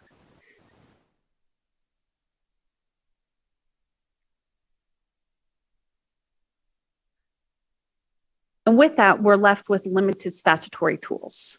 And we've had, this is not a new discussion that we've had before the legislature. But the Nevada water law leaves the state engineer with very limited statutory tools in order to respond to an ever-changing and complex resource management environment. We can administratively cancel water rights, forfeit water rights, and undergo abandonment of water rights. Cancellation and forfeiture, take a lot of work and impute a lot of equity concerns on the part of the courts. Into a defensible abandonment decision is very challenging for our office because we have to make a showing that the appropriator of the water right or the appropriator or the user of the water had an actual intent to abandon that water. And if you have an unused right for a period of time that may not be subject to cancellation or forfeiture, making a showing of abandonment is extremely difficult, especially if you're dealing with pre-statutory right, because we're talking about we're having to go back and demonstrate an intent to abandon that may be an intent we're trying to prove decades upon decades later. Curtailment by priority is another tool that's left with our office. But as I'll discuss a little bit further, curtailment by priority is not necessarily as simple as it seems. Sure, it seems really simple to draw a line in the sand and say anybody who's junior to this line doesn't have the opportunity to use their water. And on a surface water system, that's very simple and easy, and people understand how to do that. But it's a much more complex discussion when we start talking about groundwater resources and interconnected resources. And certainly the legislature has given us the authority to designate critical management areas. Those come with great consequences. It starts a 10-year clock on the particular basin that they have to either identify and establish a groundwater management plan that is approved by the state engineer within 10 years. And if that's not accomplished, then we're left with curtailment by priority. And as we say, Nevada's water law may get in the way of localized solutions that meet the needs of these communities. And I'll use as an example the Diamond Valley area. That was the Diamond Valley Groundwater Management Plan was the first groundwater management plan implemented into response to a critical management area designation. The community spent years developing what would be a sensible solution for that community. But because the law is not explicit as to what can and cannot be contained within a groundwater management plan, meaning whether or not that groundwater management plan has to strictly adhere to the concept or the doctrine of prior appropriation. That question is now before the Supreme Court. And now it is before the Supreme Court to make the decision as to what the intent of the legislature was, because the legislature did not clearly define what could and could not be instituted within a groundwater management plan. So the localized solution may be unable to be implemented due to Nevada's statutory regime. And that's not necessarily what was in the best interest of the community at large. Other examples, as Adam raised, was Smith and Mason Valley irrigators have come together and made collective efforts to go ahead and try to limit their groundwater usage in order to go ahead and try to preserve the resource through this time of drought. But if somebody, a senior water right holder, says, I don't want to play ball, there's nothing in the law that requires them to do so, because prior appropriation entitles the most senior right to do whatever they want, regardless of what the overall conditions in the system are. And that's why we say priority alone is not necessarily enough to manage shortages. And that's where I raised the issue with regards to groundwater. Certainly on a surface water system, the water is either there or it's not. Senior system users can get the delivery of the water, and those junior users don't. But in a groundwater system, it's not that simple. The water is still there. It's just groundwater level declines. That is what plays into effect. And the timing of curtailment and the timing of non-use may not be resulting in actual availability of water for generations to come. So the priority of managing a groundwater system, or certainly even interconnected hydrologic systems, does not necessarily serve the purpose of the resource. It doesn't necessarily serve the purpose of the communities. And there needs to be some consideration of how to best manage these different resources within the confines of the law that provide flexibility for those local communities, that they can then identify solutions that are appropriate for their needs.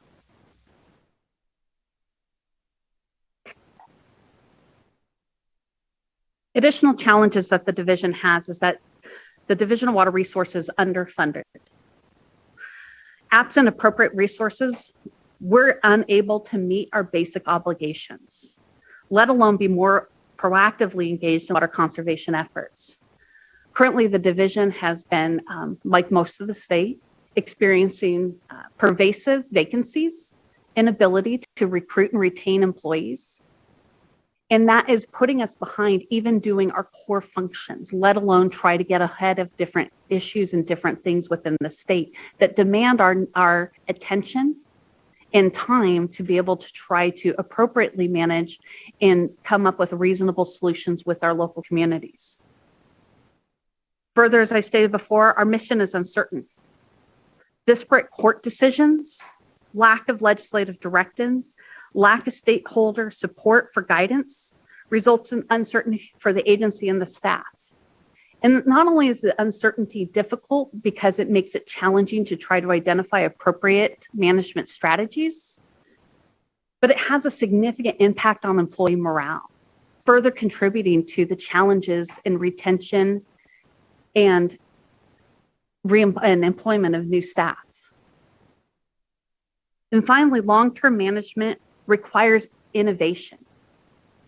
Resource management to go ahead and sustain a changing climate, warming, drying soil conditions that are absorbing more runoff and not having as high of flows as we have become accustomed to. Updating science, one of our needs is to update our water resource budgets for each of our basins. Our water resource budgets are between 50 and 70 years old and are increasingly under attack in the court systems. Not that they're not still appropriate, but they're just, because they're old, it's easy to attack them. And we need to acknowledge the limitations in existing law and remove those impediments to community-led solutions that would allow for innovative water management solutions. Because what may work for one community may not be the appropriate solution for another, but they need to have flexibility to work outside of the strict prior appropriation doctrine to come up with solutions that will work for those individuals and those communities.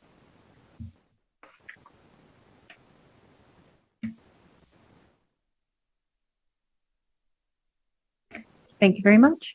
So with that, I'll go ahead and open it up to committee members for some questions. I know I do have some. So Mrs. Hanson, Assemblywoman Hanson. Thank you, Madam Chair. And thank you, Mr. Sullivan and Ms. Fairbanks for being here. And we certainly know the difficult position that you're in trying to do the work that you do for the state. And it doesn't go unappreciated or recognizing the difficulties. I wanted to, if you could clarify for me I think it would be slide one. maybe slide 4, where you talked about the language in the latest court decision. Statements of policy set forth by the legislature are not operative statutory enactments. The statute does not declare that the best available science should dictate the decisions. When was that decision rendered? That decision was rendered in April of this year. Okay, it was April. And which court? It was the 8th Judicial District Court. It was the case involving the Lower White River flow system. I'm sorry, which case?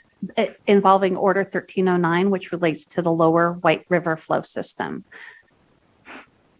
Thank you. And then my next question, where'd it go? Oh, and I'm sorry, for the record, Assemblywoman Hanson. So we talk a lot about prior appropriations impeding, it's harder to navigate conservation efforts. Really putting you on the spot, if you had a magic wand and you could enhance Nevada water law, what would that look like? What is the solution that you need? If nobody's here and we're just having this conversation and the courts aren't a factor, let's just talk complete a dream. What would that solution be so that we could get to conservation efforts not being impeded? And you could take the 5th, I guess, if you needed to.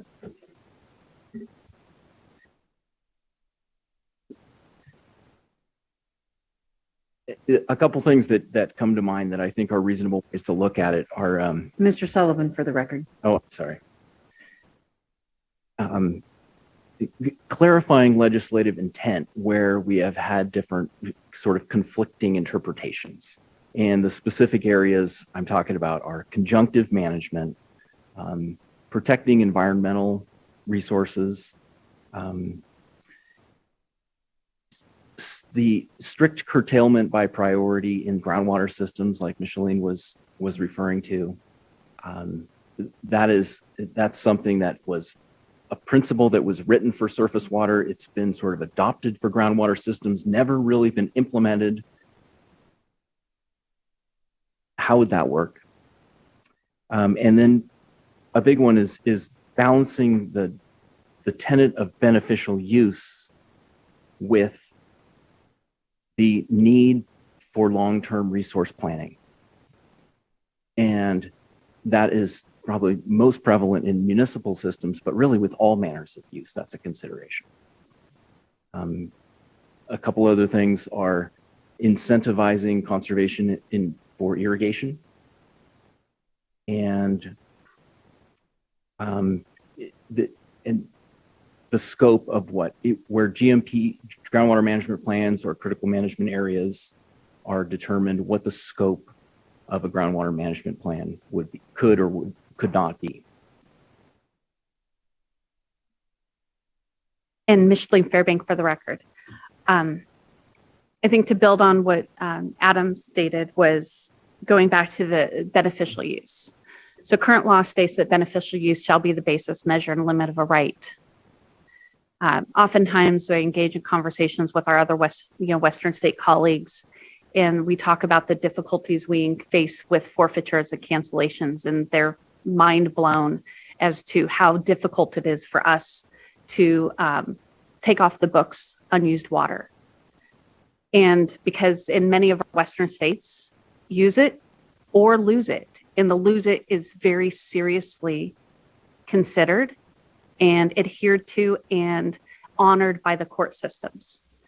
And so I think that is an area that if we could have more effective authority, that where unused water is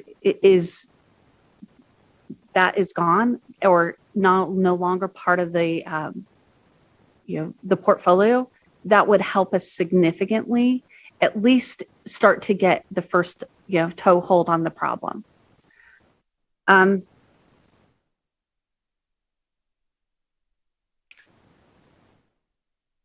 The other issue is I think is we talk about is when we talk conjunctive management to a degree, but providing, and again, this is amongst friends, right?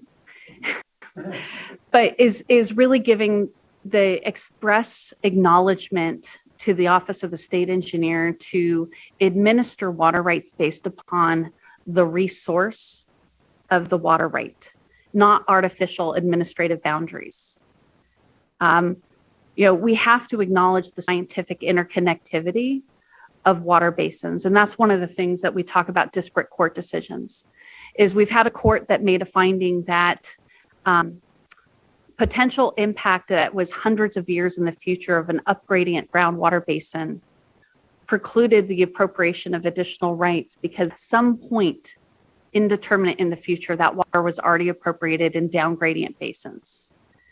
Yet we have another court where we have clear scientific evidence that makes a finding that use today conflicts with water or captures water over 100 miles away or approximately 100 miles away. And even though they're in different administrative hydrologic units, we can't consider them together. And we can't manage the resource collectively and conjunctively.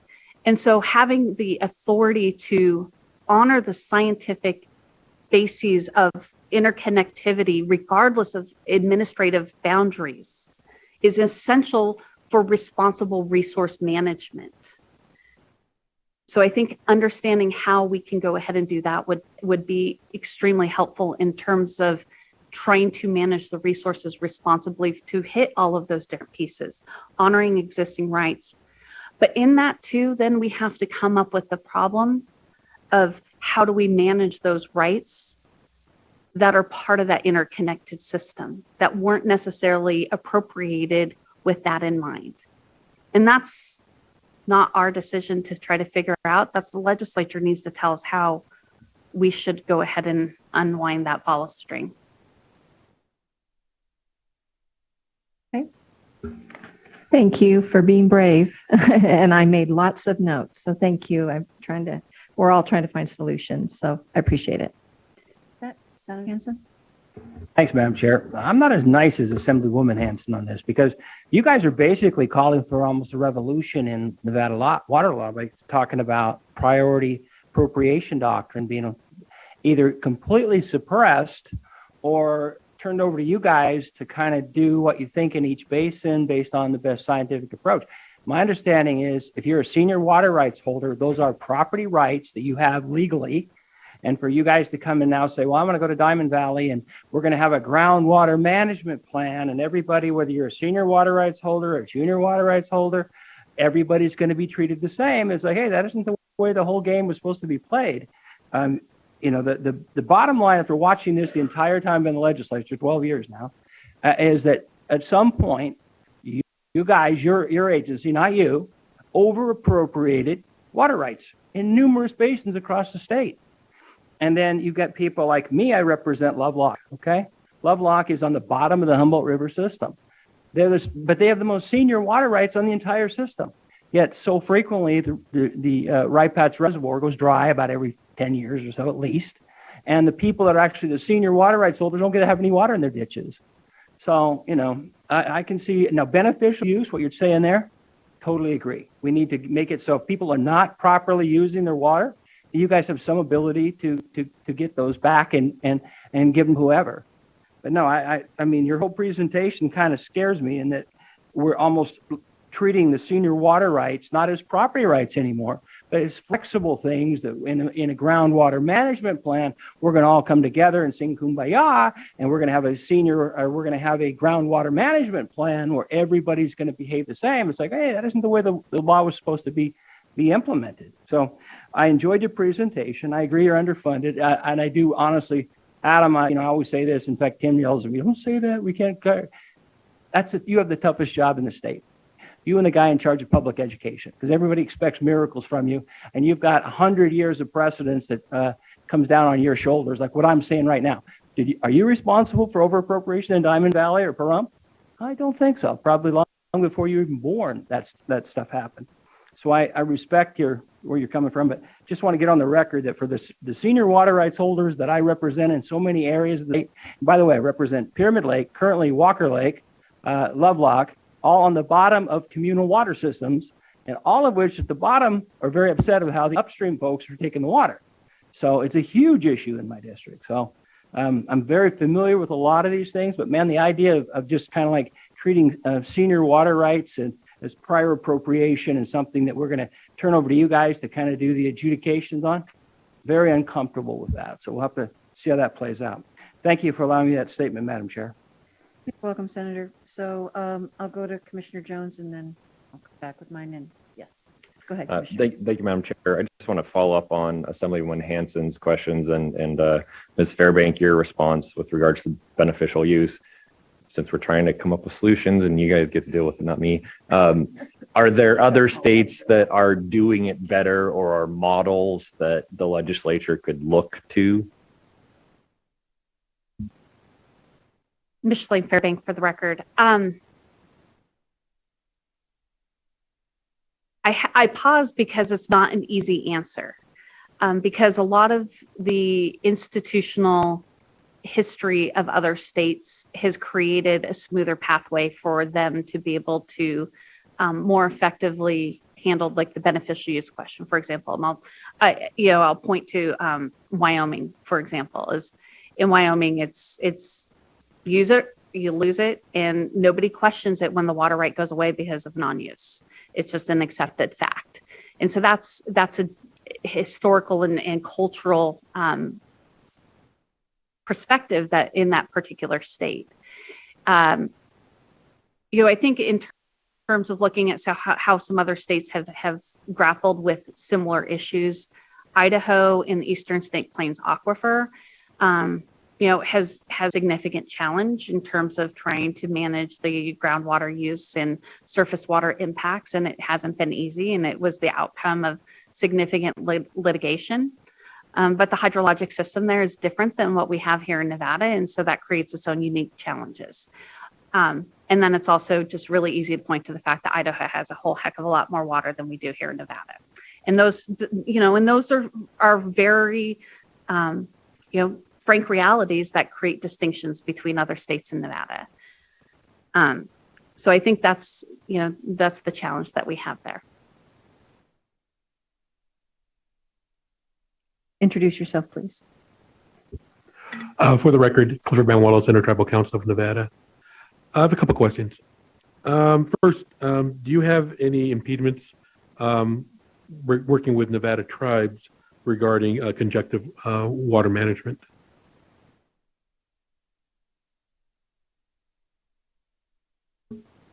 I'm Micheline Fairbank for the record. So in terms of it, I think it's a lot of it is more about exchange of information.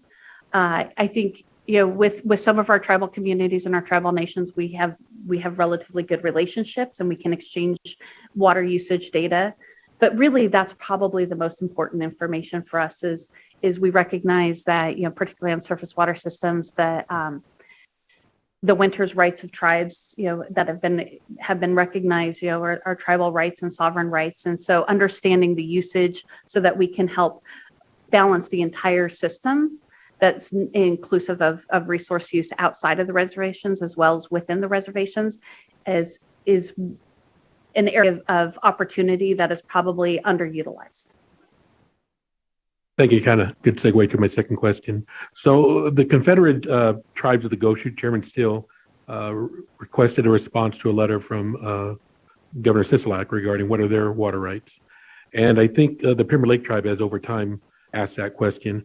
And I'm wondering if Water Resources is reviewing tribal water rights, and if so, will this result in a document that will be made available to the tribes?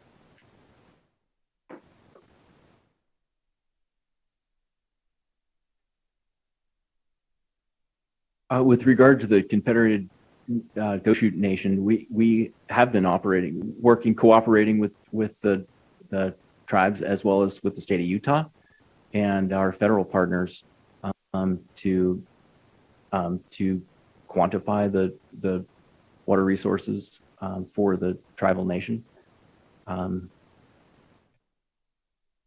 So that's been a really positive experience, and it's in process, but I think stands as a good example of how the state and the tribe can work together for a responsible solution. And Micheline Fairbank, for the record, to build on that as well, is I think the state is always interested in engaging with our tribal communities to achieve certainty with respect to Federal Reserve claims of water rights within tribal boundaries. We're committed to trying to work collaboratively and cooperatively with our tribal nations, as is being as Adam recognized with the Confederated Tribe of the Goshute Nation. But we've also worked diligently with trying to get those types of resolutions. And a good example that we like to refer back to is the City of North Las Vegas Paiute Tribe and their reserve federal claims that were finalized in the 90s. Thank you. Thank you. So with that, I just have a couple of quick questions. So what I want to understand is the statement of policies that was brought up in the slide. So statements of policies set forth by the legislature are not operative statutory enactments. So I want to understand what we're talking about when you say statements of policy, because NRS, what is actually in the bill, is the rule book. So when you're talking about statements of policy, what are you actually referring to? So this is the policy declarations in 533. And of course, I'm going to go ahead and have a brain lapse 020. And where we have where there's legislative declarations. And so a couple of those is that the state engineer shall consider the best available science. The state engineer shall conjunctively manage all waters of the state, regardless of the source of supply. I believe that's D&E. 533-020 D&E, but then there's also other policy declarations with respect to domestic wells being protectable interests and those different types of things. And so so in this particular decision, the court found that those policy declarations are not specific enactments of authority to the state engineer. They're merely informative, but so they do not control. Okay. So what I'm trying to, so they are in the NRS, correct? Because they've got a citation. You just gave it to me. So that does mean that we have given them, we, the royal we, as in the legislature, the actual power of guidance. So I guess I'm a little confused why the court would not overlay that, because in a lot of instances, and I'll just go back to boards and commissions because that's the thing that I am the most familiar with, is that we give that overarching policy statement and then everything else underneath needs to fit so that you've got the umbrella and you've got everything else. So it's my understanding that the court does not think that us giving guidance is strong enough to operate as statute. So those guidances need to be more firm, be more clear. Micheline Fairbank, for the record.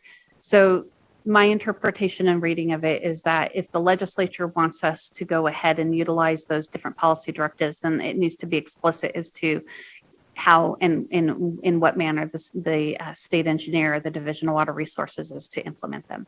So, well, and this is not meant to be argumentative. This is meant to put some things on the record. We're only there 120 days every other year. You don't want us to get too precise because you need room to move and adjust for ongoing changes. We have found in the past when we've been too prescriptive, it's come back to bite us in the butt because your hands have been tied. So I believe, just in my own personal opinion, that a lot of times when we do these policy statements, and they are in the NRS, so they are statutory, that we're basically trying to say, operate within this certain world, and then everything else fits within it. If we get too prescriptive with you, then that could tie your hands also. So I guess my next question would be, what tools have you lost through this whole thing? Because if those policy statements aren't giving you what you need to work into the actual statutory authorities behind it, what tools have you lost in this whole thing to be able to do some of the work that you need to do? Micheline Fairbank, again, for the record, and Assemblywoman Carlton, obviously we believe that those policy directives do guide us. And so that's why we have operated and tried to do things within the scope of those policy directives. With regards to your question as to what tools have we lost, it's, we certainly aren't going to go ahead and admit defeat. We still feel that those policy directives guide our decisions and operations. But in this particular judicial district and under these particular facts, it does constrain our ability to conjunctively manage water resources for the protection of senior decreed surface water rights. And if that is expanded, that could affect our ability or impact our ability to implement similar types of management strategies or other management strategies that would be protective of senior decreed surface water rights. So for example, Senator Hansen's district, he's talking about the end of the Humboldt River system. If you were to transpose this particular decision onto the Humboldt River system, we would be unable to regulate groundwater usage that directly impacted surface water deliveries. So the real threat is it creates that uncertainty. Okay, and thank you for bringing it to us. It's an interesting, very interesting conversation. I'll just go back to being a legislator. We wrote it down, we passed it, we voted on it, the governor signed it. It's the law, and it is in the NRS. So sometimes, even though we do that, we have to go back and say, oh, by the way, we really mean it. So if we have to go back and do a we really mean it bill, then that's what we'll have to do. So make sure that we're perfectly clear. So we're bumping up against time here. So just one real quick one and we can go from there. Thank you, Chair. Assemblywoman Hansen, one quick question. Is there an example of a completed curtailment of, I'm sorry, I wrote it down. Is there an example of a completed curtailment of water by priority? Micheline Fairbank for the record. Virtually every surface water system in any given irrigation year would have completed curtailment because not all water rights in the absence of extreme flood years can be served on a surface water system. But on a groundwater system in the state of Nevada, no. Thank you. And thank you very much. I've got a lot more questions. I'll work with staff to work with you, make sure that we get the information back to the subcommittee as we move forward and go from there, because we try to address every issue that we can and give you the tools that you need. And if you're missing tools or if you're missing data, we want to make sure that you get the data so you can use the appropriate tools. Thank you very much. So with that, I believe we can go on to, I believe we're on item number 5, a presentation on the Walker Basin River conservation efforts. Mr. Stanton, welcome. When you're situated, please proceed and do remember to state your name for the record.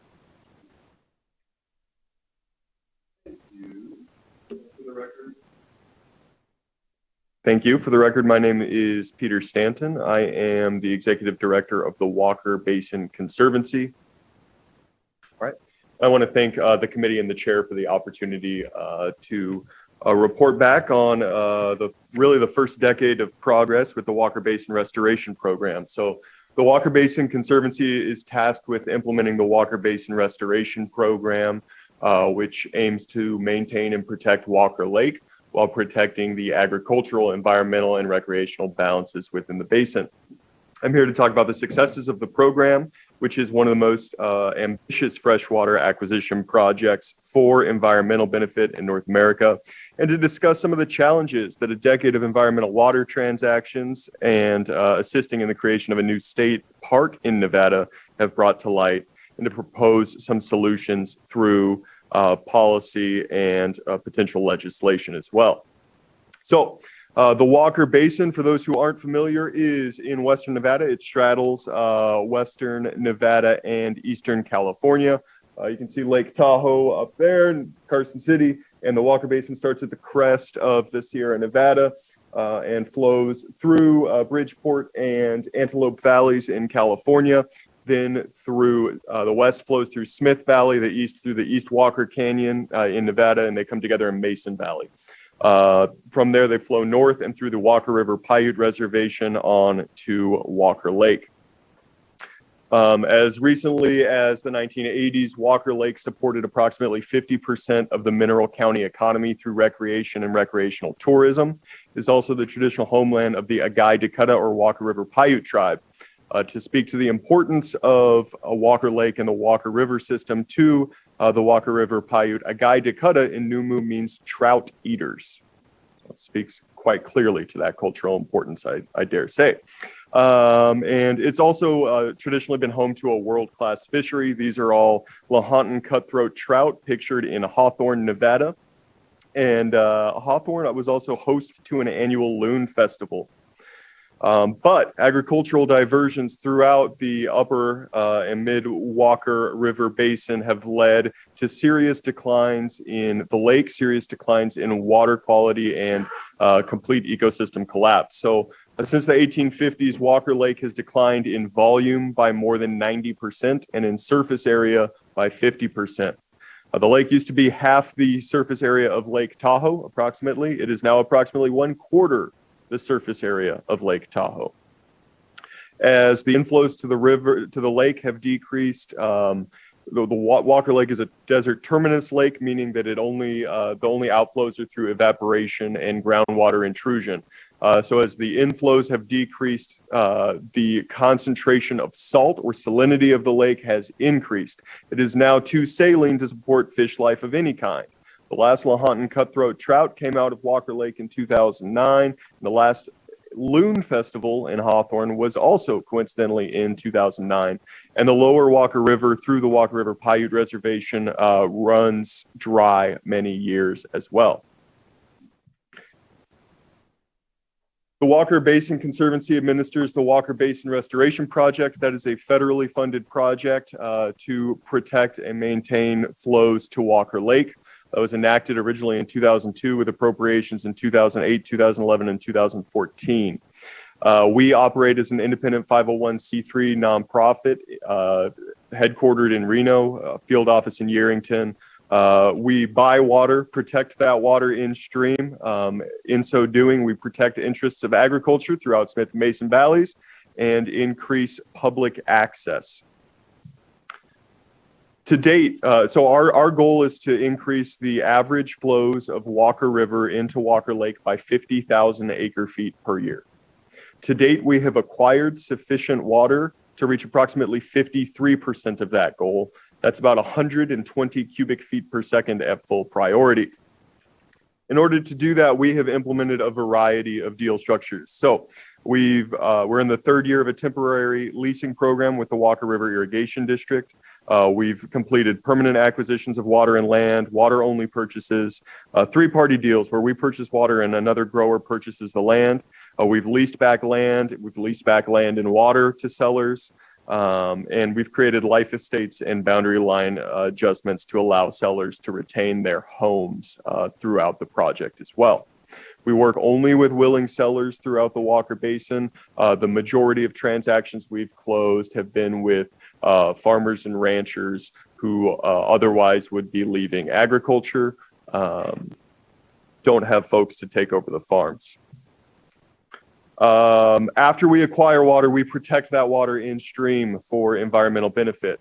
The first time that we filed an application to do that, and a reminder that this is a federally adjudicated system as it spans the California and Nevada state line. It took 9 years from the time we initiated the process to the time the first water reached Walker Lake. I'm glad to say that subsequently that time period has improved after dealing with many of those concerns. And most recently, we filed an application and in less than 12 months, we're able to administer that water to Walker Lake. It's important to note that we are currently administering only about 14% of our conservation goal in stream, or about 25% of the water that we have purchased. That is because of these significant time delays in protecting water in stream in the Walker River system, or frankly, because of the decreed and interstate nature of that system. As we've made these acquisitions, we have created significant public access throughout the basin as well. We've donated more than 12,000 acres to the state of Nevada at the Mason Valley Wildlife Management Area and what is now the Walker River State Recreation Area. It's the newest recreation area or state park in Nevada.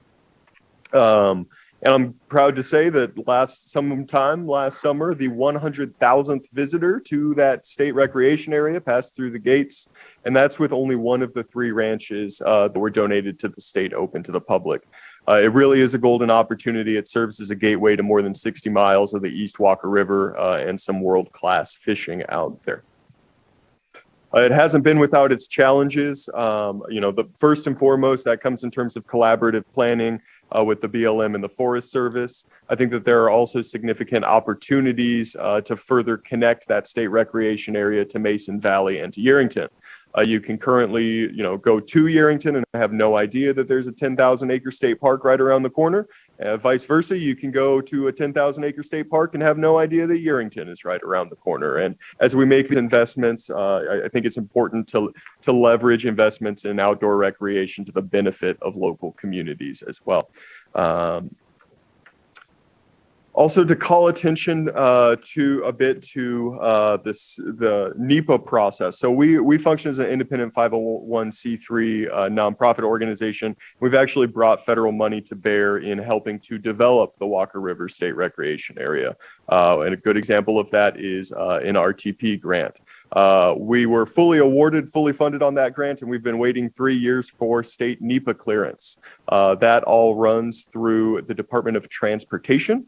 I would suggest along those lines that we develop a proposal, potentially within state lands or DCNR, for NEPA analysis on state lands. Every year, the Conservancy brings up to 50 excited, passionate, and often well-educated and young people from around the country to work in the Walker Basin through our AmeriCorps program. Many of the leaders of our organization came to Nevada through the AmeriCorps program, and indeed, I moved to Nevada 10 years ago to serve in an AmeriCorps program.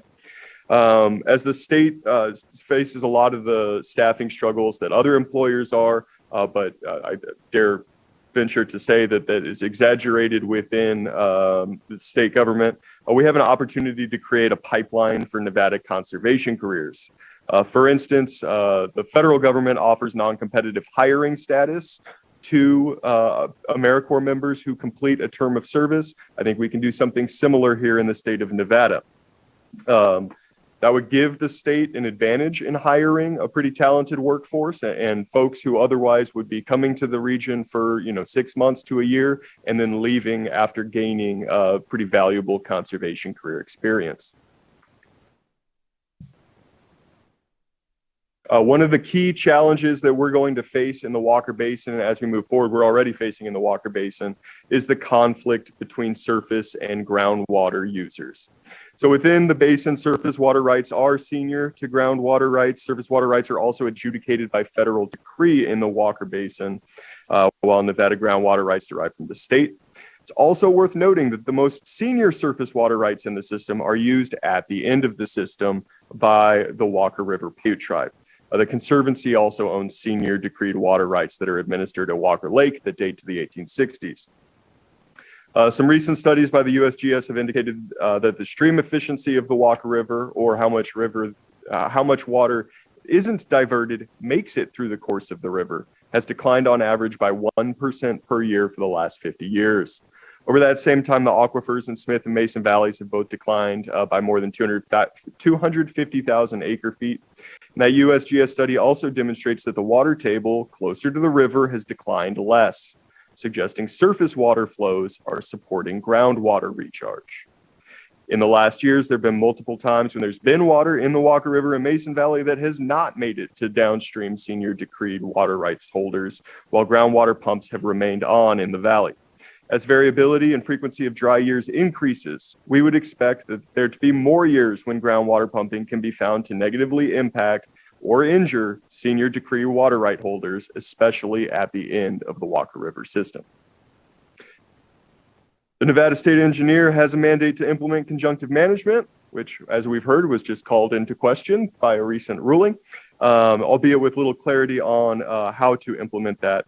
And, I've seen firsthand and can attest to the need, first and foremost, to increase the availability of staffing within DWR in order to effectively implement conjunctive management.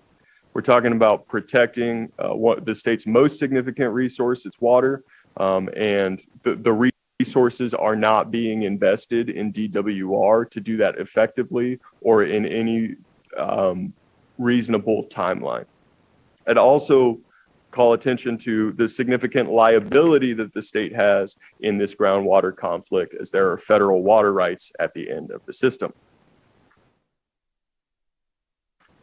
I would also echo the Division of Water Resources emphasis on the need to protect and incentivize water conservation savings. So the Walker Basin Restoration Program has made millions of dollars available to the Walker River Irrigation District and various ditch companies for efficiency improvements. None of those water savings have been protected in stream to benefit Walker Lake. The basin's overappropriated, and water conservation savings leads to more land being irrigated with those conservation savings. We have funds available to lease water that is saved through conservation.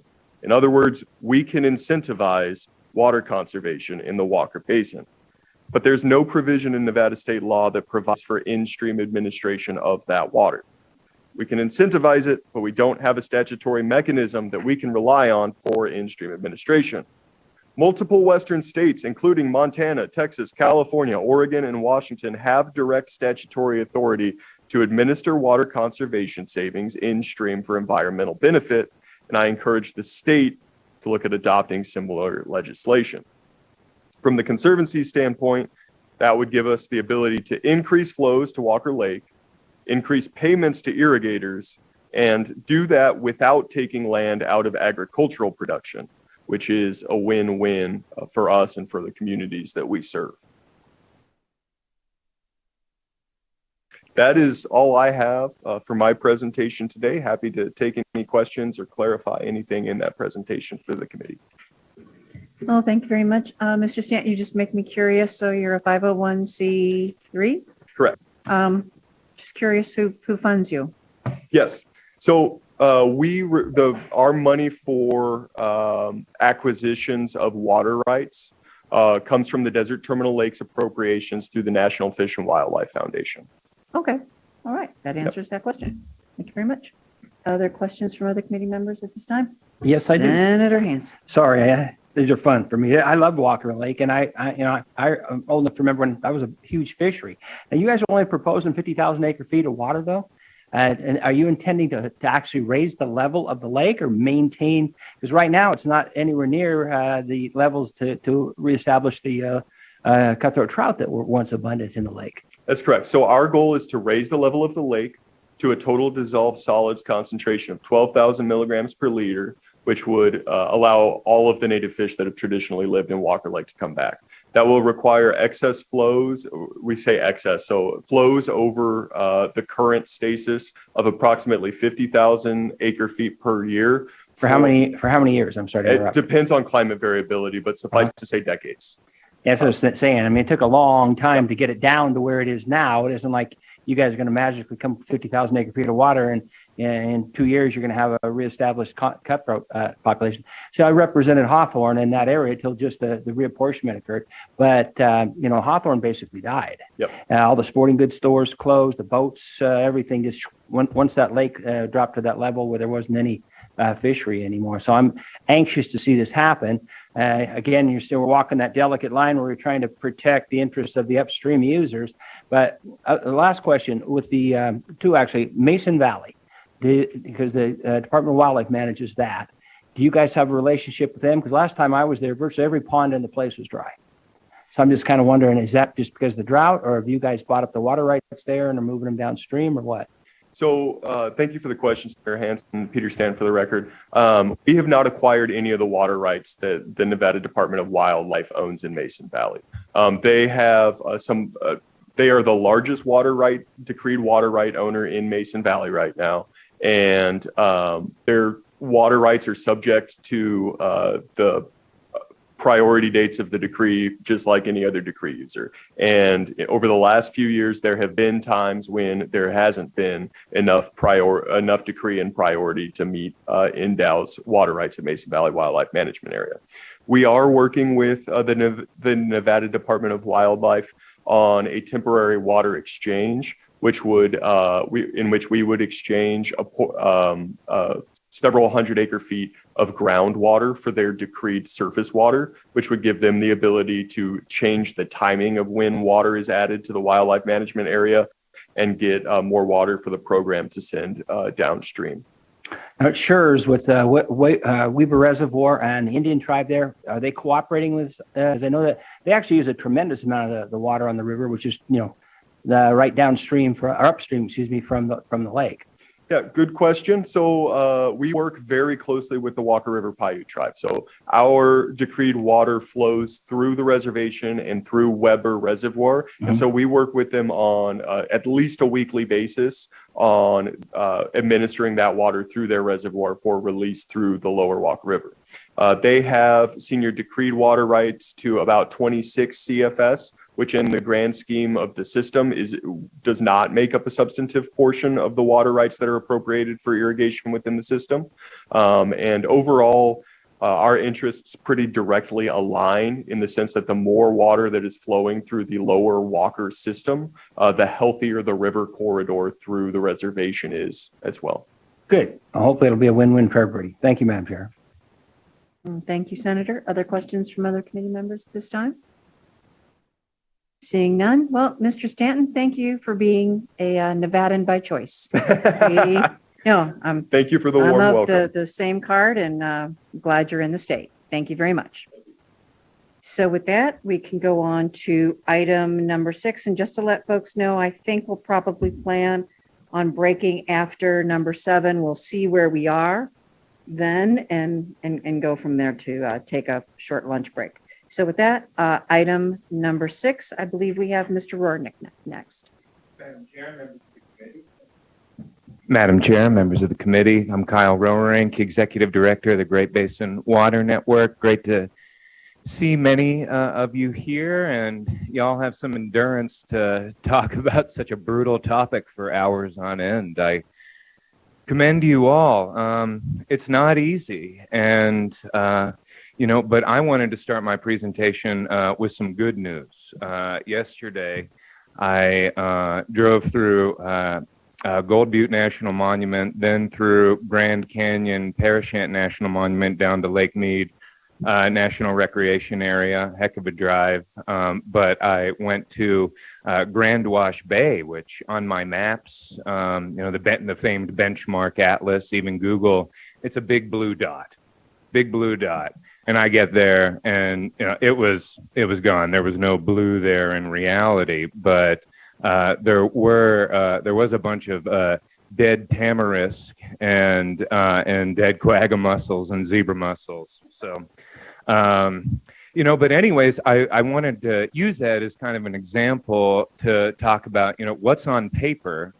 And then, what is there in reality? On my maps, you see a big blue dot there. And then in reality, you see nothing. This is our challenge throughout the state. Now, the other bit of good news on the Colorado River, starting there, and then we can go to the bigger picture of our 256 groundwater basins, is we do have the SNWA and Commissioner Jones, General Manager Ensminger, and led by Assemblyman Watts. We had great things putting forth last session that are making a change down here. And, I want to thank them and the legislature for, taking that action. And now, I think as it relates to our 256 groundwater basins, as Senator Hansen said, the folks in the state engineer's office have, among the toughest jobs in the state. And I think there's a question of, what are we going to do? And so I'm here to present largely on,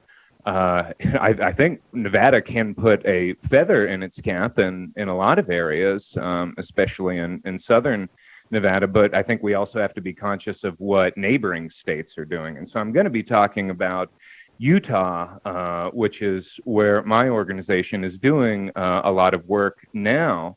But I thought it would be malpractice for me not to have some conversation about the issues that we face here, because as Deputy Fairbanks said, we are in a bit of a bind. And so, right now we're seeing litigation all over the place. You got new litigation on the Humboldt River.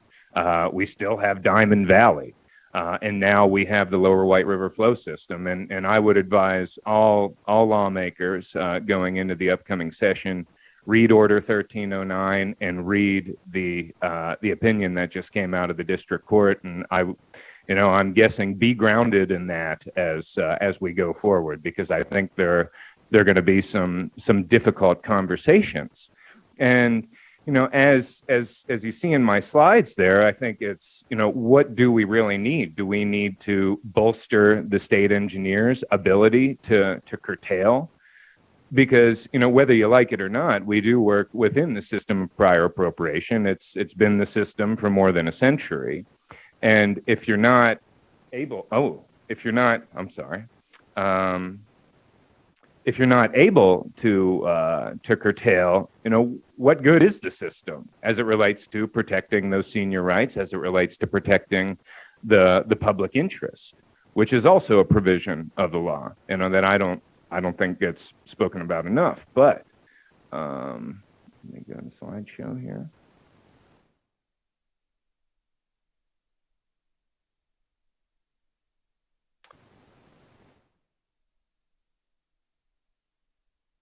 So anyways, I think, yeah.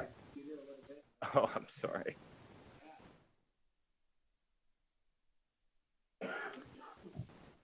So anyways, I think just a couple of things that I'm thinking out. Do we need to figure out ways to give the state engineer more ability to curtail?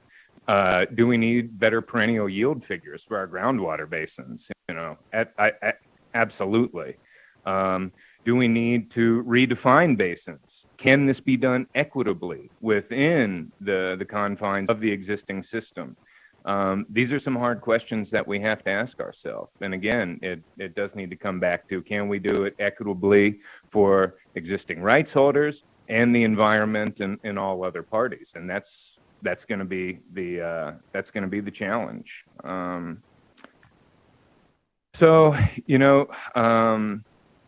All that considered, I wanted to talk about what our neighbors in Utah are doing. And I think big picture, there has not been some of the reality check over there that we have seen here so far. Notwithstanding, issues that we have, we're all dysfunctional families as states. But I just wanted to go through a couple of these really quickly to let you all know what we are dealing with as an organization that works both in Nevada and Utah, and what the effects could be in Nevada. Why am I going to be talking with you about all these projects? Because whether it be reduction in surface flows or reduction in groundwater flows, you can ultimately have impacts to Nevada communities. And so the first one that I will discuss is the Cove Reservoir in the East Fork of the Virgin River. When you look at this little squiggly line right here, and that's the East Fork of the Virgin, and the Kane County Water District, and ultimately working in partnership with Washington County, which is where St. George is. They want to put a reservoir there about 6 miles up that way, near Orderville. And the East Fork of the Virgin runs through Zion National Park and ultimately flows into the Virgin, which flows into Nevada, and is ultimately an important Colorado River tributary. And so this is a project that they would be creating a reservoir that would hold about 6,500 acre feet a year. It's currently in the NEPA review, the National Environmental Policy Act at the federal level, that's being overseen by Natural Resource Conservation Services within the USDA. And I was actually up there this weekend, and I mean, I think you would look at the East Fork of the Virgin River and you'd be like, this is a babbling brook. This is not a mighty fork of a mighty river. And so I think, again, for Nevada, I question, what does it mean about those flows coming into the Virgin, which serve our communities down here? And ultimately, this would serve residential communities in St. George. So next, really quickly, the Lake Powell pipeline, the project has stalled in federal permitting after major backlash during the DEIS process, the Draft Environmental Impact Statement process in summer of 2020. And I don't think anyone believes right now that, they're going to be moving forward this summer to stick a pipeline in Lake Powell to get water for St. George, Washington County. But one or two big winters can change the mindset for people and get people to kind of get out of touch with reality. But it is a massive project. The Bureau of Reclamation has yet to withdraw the application for essentially the communities around St. George that have been pushing for this project. But I don't think anyone thinks that a spare 28 billion gallons exists annually on the Colorado River right now. But I will tip my hat to the SNWA again, who submitted some very thoughtful comments on the DEIS. But I think, as we can all understand, you stick more straws in the reservoirs or around them right now, and you're just going to see more declines at Lake Mead. Here's another one. This is newer. I call these the new Washington County water rights applications. This is essentially, these are all the proposed points of diversion, the little red squares. There's 18 of them, and they follow basically I-15. And this is a fully appropriated basin. Fully appropriated. It's gone through, they do adjudications a little bit differently in Utah, but some parts of the basin have already been adjudicated. There are other adjudications that have been going on since 1980 there. But I call this the hocus pocus water because they just think that, a spare 13,900 acre feet or 12,900 acre feet actually exist there. And there's really not a lot of science to demonstrate that yet. It's being proposed by the Washington County Water District. So essentially, the groundwater there, I think what we need to think about when we're talking about groundwater, it's that it's likely it's already being used somewhere else. And if you were to start pumping that quantity of water, about 4.5 billion gallons every year, what is that going to harm? So again, a couple of the points of diversion are by important tributaries to the Virgin River. Again, so it's just something for us to be cautious about. Our organization is paying very close attention to them. Again, I mentioned those tributaries, Ash Creek and Laverkin Creek. But I think this speaks to a bigger trend is that we're seeing, especially with the Lake Powell pipeline situation, there is going to be a push by Southern Utah to get more water for their fast-growing communities. And I think it's important to note here is that we're not seeing the conservation efforts that we're seeing right here in Southern Nevada. And this is something that, I've kind of been yelling and screaming about, and we're working on it, but again, we're just not seeing that effort statutorily. You see a lot of public relations, a lot of gimmicks, but when it comes down to brass tacks, you're just not seeing it done the way that it's done here. And I don't think anyone would diss that the way that it's being done here is world class. So. The next one is the Pine Valley Water Supply Project, and I do have one ask of you all for this, but this is right near Great Basin National Park, just south of Snake Valley. This would be a three-phase project. Ultimately, again, you can see Great Basin National Park Pine Valley is right in the middle there. And then phase 2 is Wawa Valley to the east. And then the potential phase 3 is in Hamlin Valley. And I'll go to the next slide. Well, actually, before I leave this map, you'll see that those blue arrows indicate groundwater flow, and that is water flowing northward ultimately to the Great Salt Lake. The USGS has demonstrated that over the years with the Barkus studies and a couple of other research papers that have been done.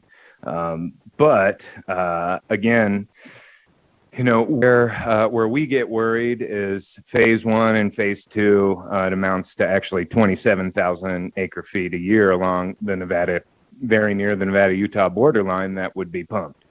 USGS modeling of this pumping shows major impacts to Nevada. Now, White Pine County, as the subcommittee has heard before, is involved.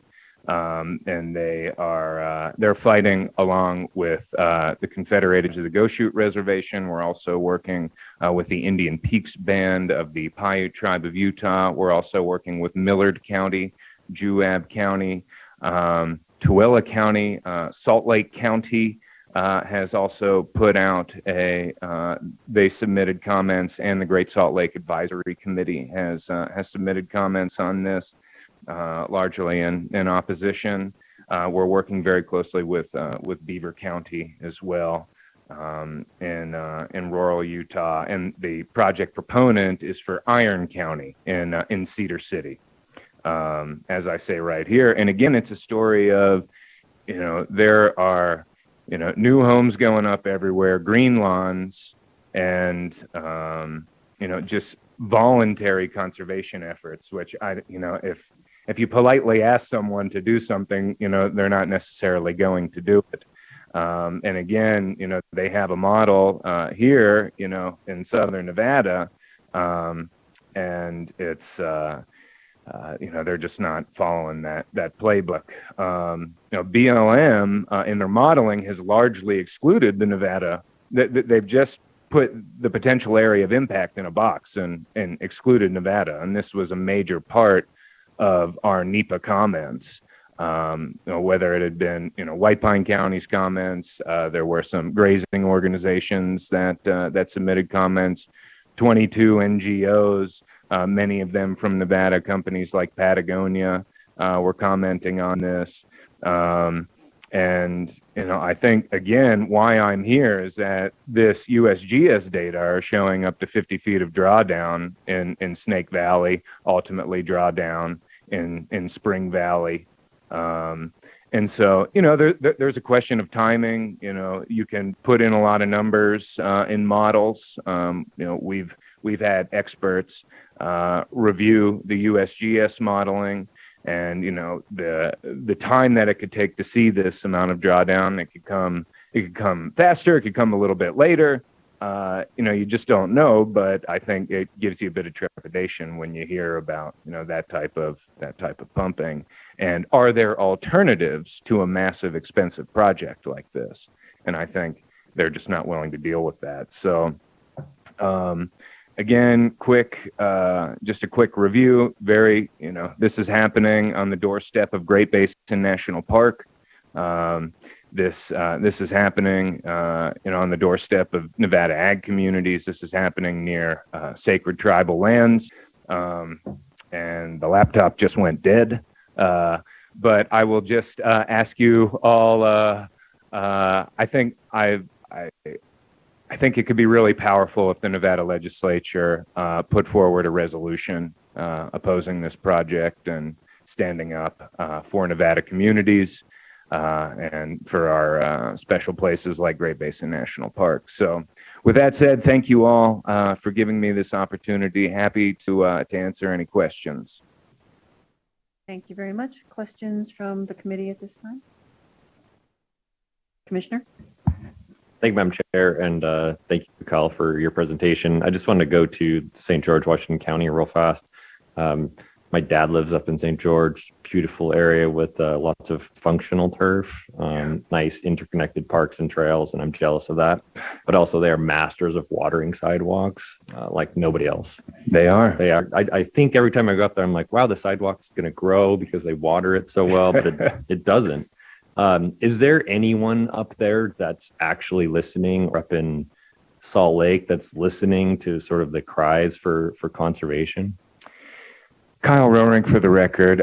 Great question. Now, I think I can speak Utah in general because I think it's a mindset crisis throughout the state. Now, I would say the most applaudable effort that they put forth in the 2022 legislative session was what they call a secondary metering effort, which is where you're starting to meter your water coming out of your creeks and your streams high off the mountains. They weren't doing any of that, but to answer your question, I think they put like $5 million toward turf removal, and we know that it's expensive, but we also know the first, second, and third cheapest option for conservation, as the general manager and Colby often say, is conservation, conservation, conservation. And so, that's what we're dealing with there. There's hope, though. There's a lot of people in Utah who want it, and we're going to be out there with them on the front lines. So, and we'll show them the playbook that you all are crafting on the board. Thank you for shouting into the wind. I'm good at that. Okay, with that, Senator Hansen. Thank you, Madam Chair. So Kyle, basically you kept Southern Nevada Water Authority from getting those 60,000 acre feet. Now you're transferring. Nice going. Well, hey, I'm just where the people want me to be. Senator. Okay. All right. Quick question on the Lake Powell pipeline. Now, we had a presentation earlier. It sounds like Utah, Colorado, Wyoming are only using about half of their current allocation off that they're legally allowed to have. Does the Lake Powell 86,000 acre feet, would that fall within the parameters of what they're allowed to use anyway off of the? Well, I mean, that is what they think. Now, I think the gentleman who was on from Reclamation earlier, right? He prefaced what he said about this was, kind of that it's implicated the difference between how rights work in the Upper Basin and the Lower Basin. Upper Basin rights are based off of percentages. Well, in the Lower Basin, we have exact rights. We have our 300,000 acre feet. Now, there is something to be said that the Upper Basin is already overusing the amount of water that they had, and there has been some great research done on this already. So, again, I think the Lake Powell Pipeline's water right is nothing but a paper water right. I got it. I'm just kind of curious because if I was a Utah guy, and I'm not obviously, but I'd be saying, no, okay, you guys have 3 straws now down there to get to your 300,000 acre feet of water for Vegas. But now we have equal legal right to a certain amount of acre feet, and we're going to put a pipeline into Lake Powell. And here you Nevada guys are belly aching about it, but we aren't even using half of our current allocation off of the Colorado River. Well, again, Kyle Roehring for the record. That's why I started out my presentation today with talking about what's on paper and what's in reality.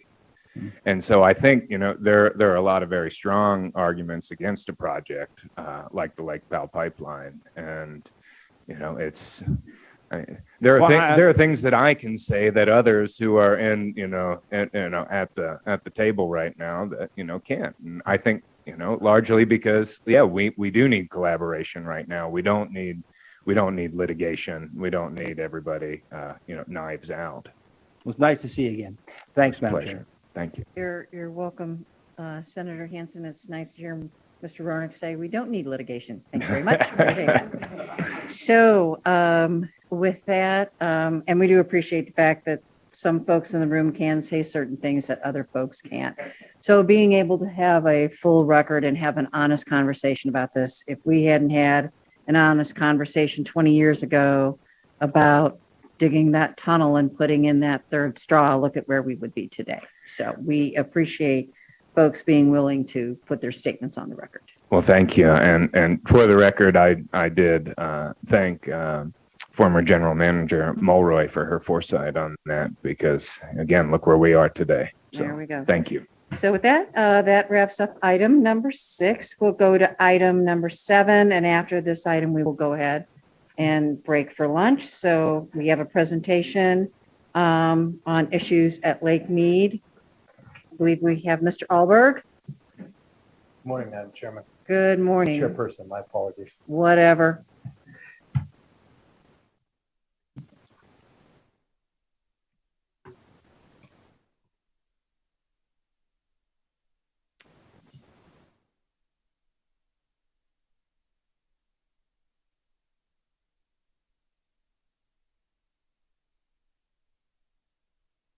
Please proceed. Good. And again, good morning, Madam Chairperson, members of the legislature, Boulder City representatives, and members of the public. My name is David Alberg.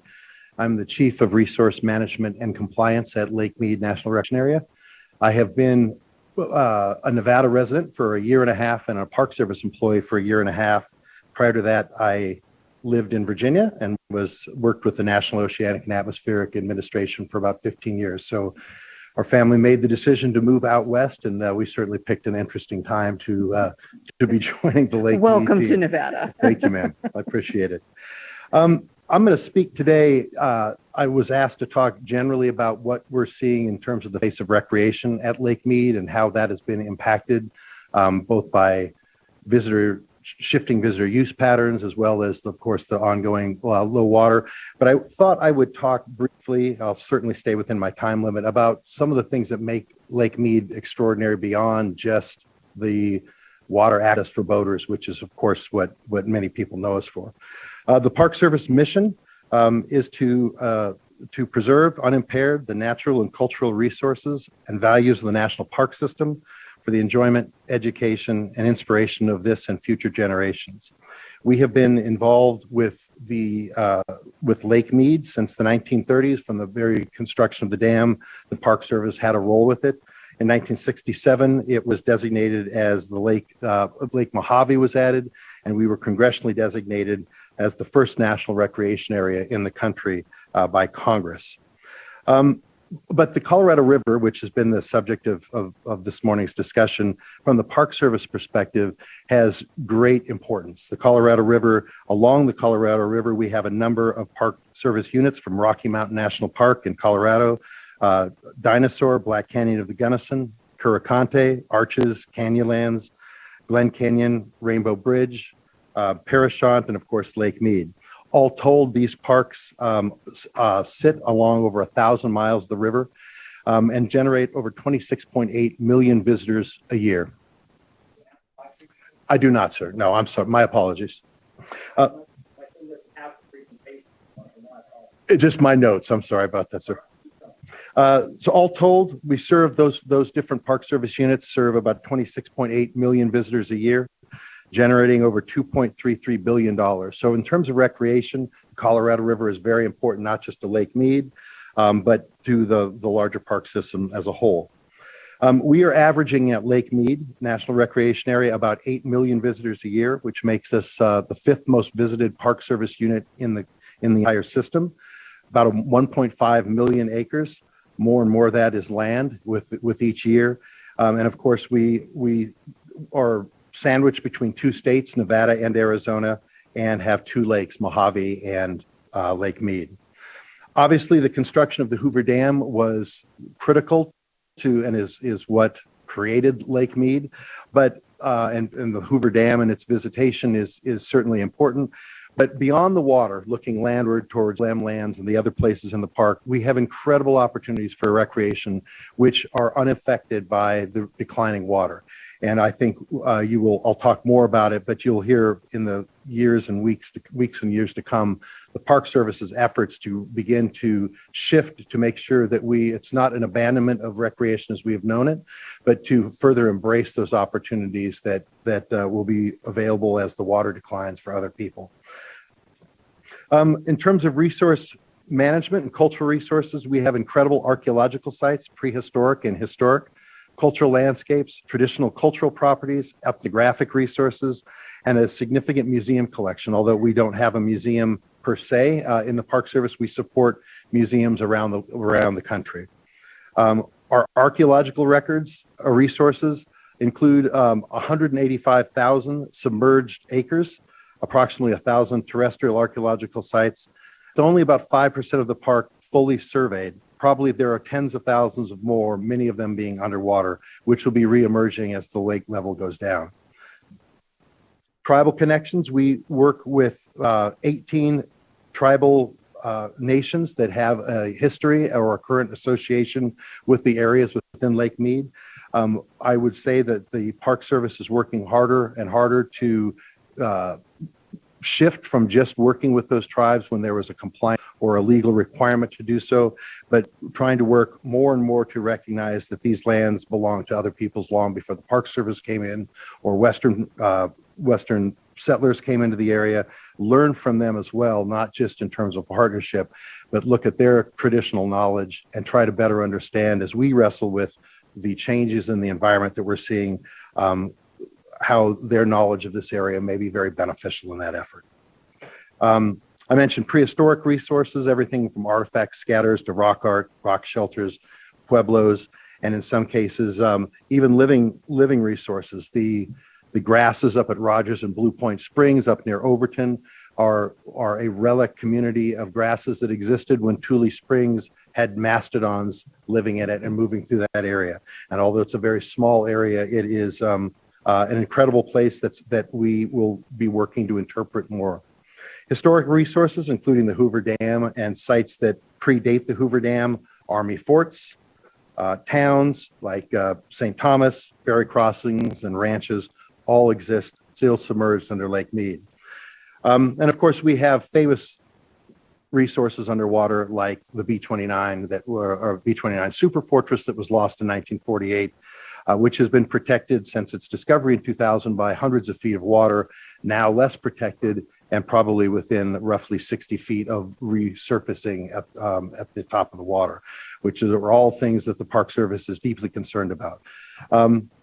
Modern area, the Lake Mead Recreation Area also protects modern era National Park Service sites. Our headquarters building in Boulder City is on the National Register, overlooks Mission 66 sites, which were part of the effort to sort of rebrand the Park Service back in the 50s and 60s, campgrounds, all are preserved and interpreted by the Park Service. And as I mentioned earlier, museum collections, which have over 100,000 objects and support museums in university museums and other museums across the country.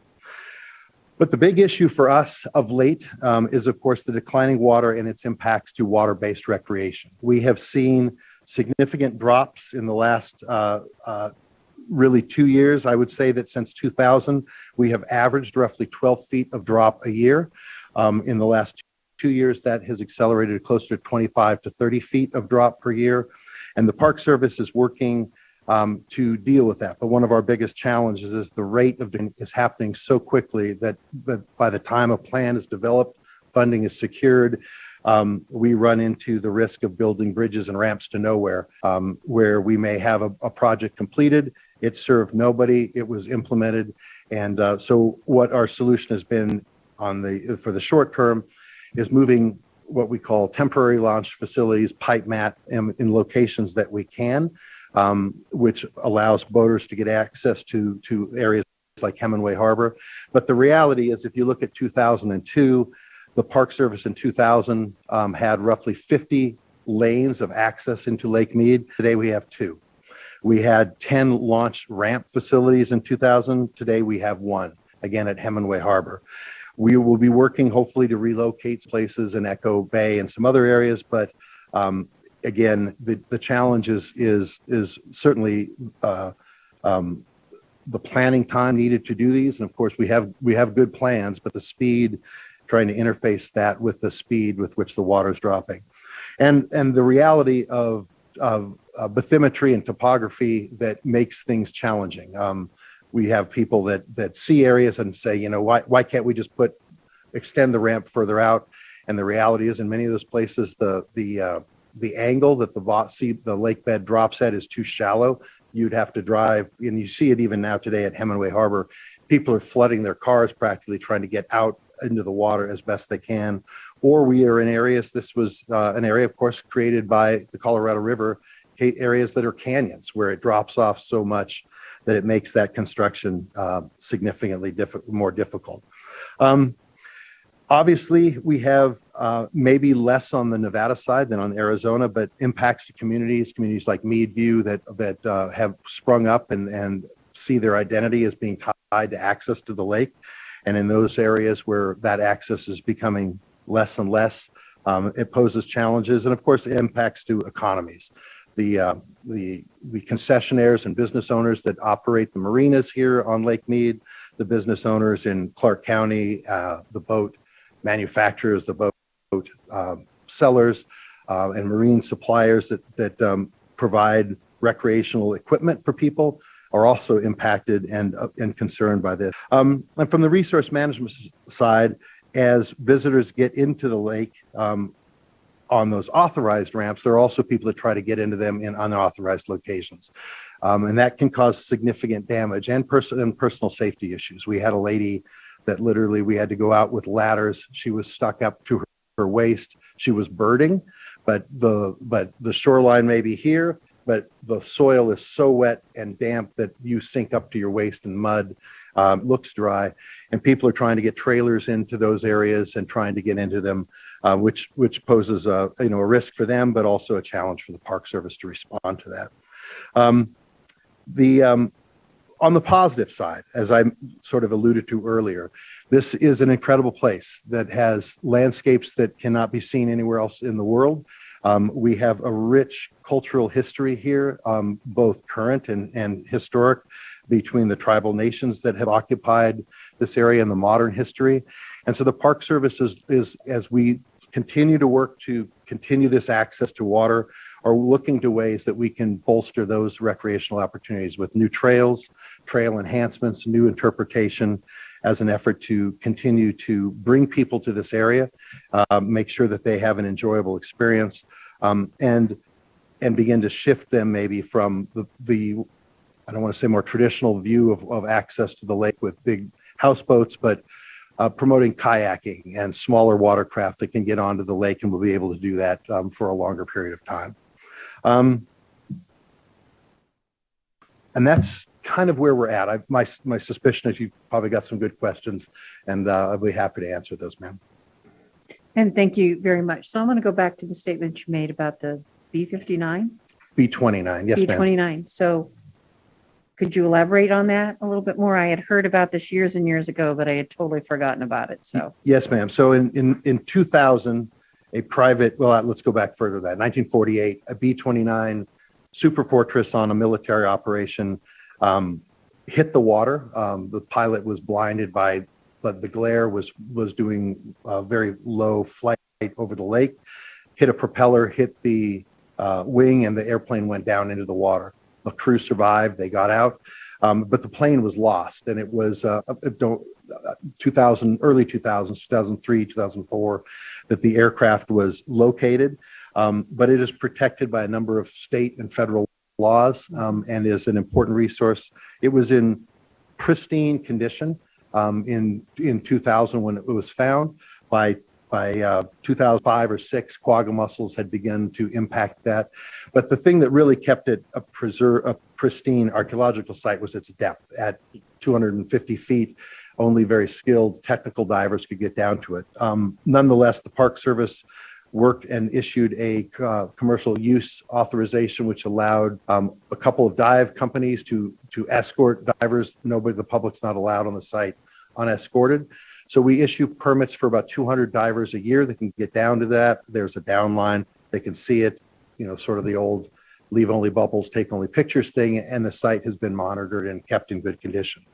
The concern now is that as the water level is dropping, now 20 plus years since its discovery, one, its location is better known than it was in 2000. I think probably a quick internet search would give us the coordinates of that location pretty fast. And we don't keep it secret, but we don't broadcast it either. And with lower water levels comes increased temperature, increased oxygenation, and ultimately more rapid corrosion and decay of the site. Not to mention the potential, once you're down within 50, 60 feet of recreational dive depths, that anybody in a boat can scoot out there very quickly and do what they're going to do. The B29 is a really high profile resource on the lake, but I think it is really important for me to leave the message to this group that it is just one of thousands of resources that are beginning to come up. Most recently, of course, there was the terrible discovery of the individual that had been found in the barrel, and then within a week, another private group, probably with all good intention, putting out word that they would offer a $5,000 reward for anybody else that could go out there and look for other human remains that were found. The problem with that is that there are literally hundreds of objects and artifacts, including 50-gallon drums that were left over from the construction of the Hoover Dam, that are archaeological resources that to the untrained eye look no different from the barrel that was found down at Hemingway Harbor. And so from the Park Service's perspective, what we don't want to see is people trying to help us do avocational archaeology and potentially ruining sites.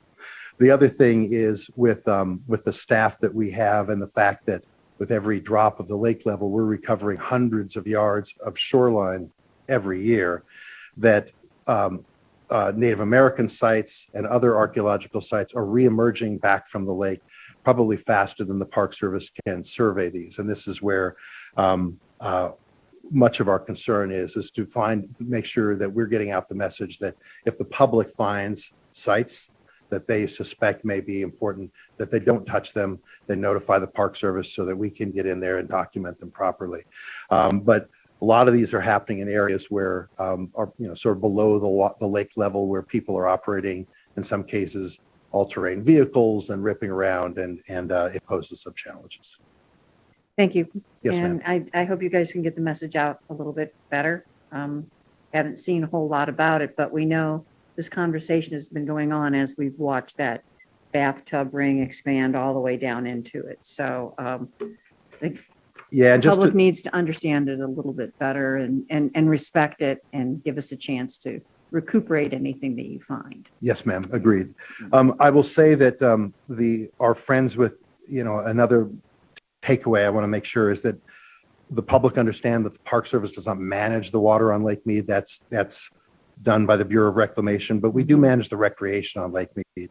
And what we have seen, there was the chart on the water levels.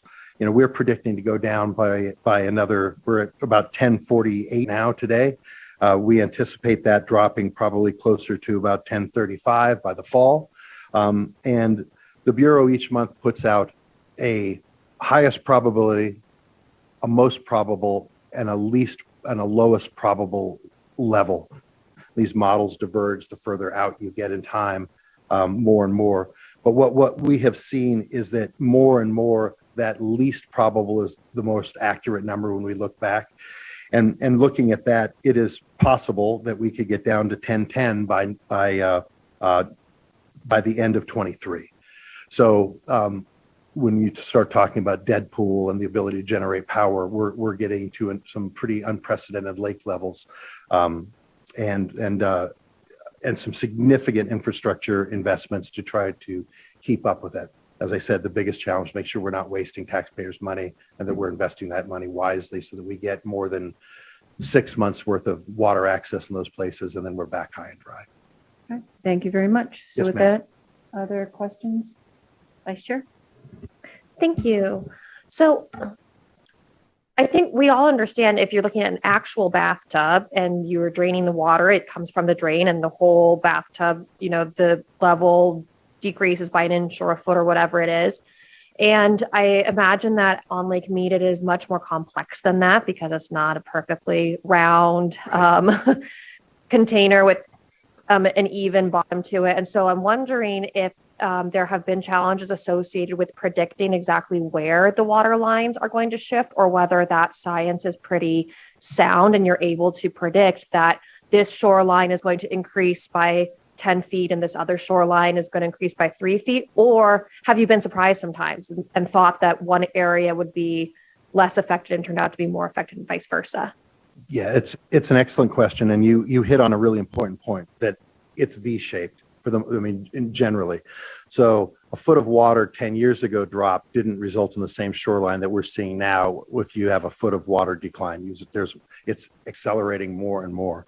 And actually, the last speaker began his presentation talking about the blue dot on the map on Google, which is now in Grand Wash, which is no longer has water in it. So we are working to try to find technologies where, because there's so much survey work that would be required to get an accurate snapshot of that at any given time, that by the time you surveyed it, you're back doing it again. So we have a group that is working with us to try to use current Landsat satellite imagery and try to take snapshots that are more monthly so that we can begin to adjust our maps, all of our public information, and ultimately feed that to places like Google so that they have a more accurate representation of what you're seeing on the ground. But to your question, I think we can predict it pretty well. Where we have, and we're not alone in this, the big challenge is trying to predict where it's going to be beyond 24 months. Because, all told, where the plan that we had in one of our most recent EAs for low water potentially could have resulted in hundreds of millions of dollars of investment, that if the trigger had been pulled on that, I don't know, the thought was that would last many years. I don't think that's the thing now. I believe that we would see potentially large investments that wouldn't get you that much time. So it's trying to figure out where we can put the money to serve most members of the public. And I think the shoreline is less significant to us. I mean, it's important, but in terms of trying to do predictions, it's where can we get enough angle for ramp extensions to get people into the water. Thank you. Yes. With that, any other questions? Seeing none, thank you very much for being here today and presenting. Yes, ma'am. I know that lake is very important to a lot in the valley and a lot of surrounding areas, so we appreciate you being here. So with that, committee members, I think we'll go ahead. It's a little after 12. Let's go ahead and take a break. I think we'll do about 30 minutes, knowing that's probably a legislative 30 minutes. And there's a lot of people out there that need to go find lunch. So we're going to shoot for about 30 minutes worth and then be back to take up item number 8 and go through the rest of our agenda. So with that, we will be in recess until, 12:37.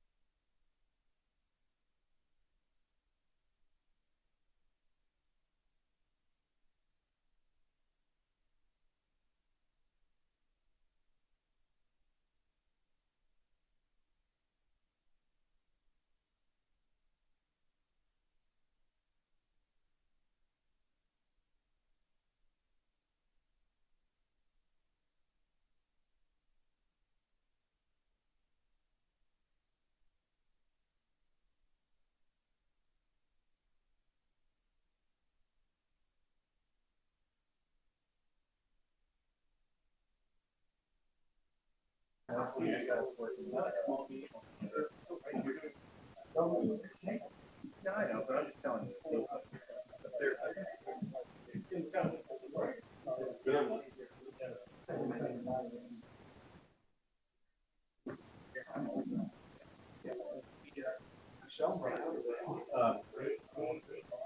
Well, of course, credits.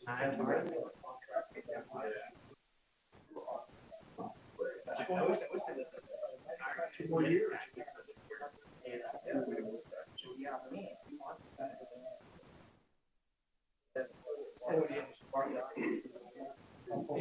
I've got a guy that's coming to us with energy. The other project. We're going to be taking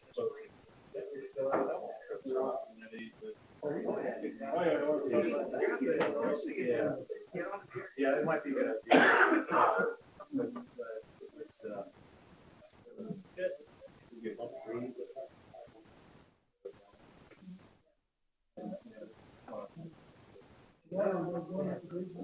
So, yeah, they presented it right.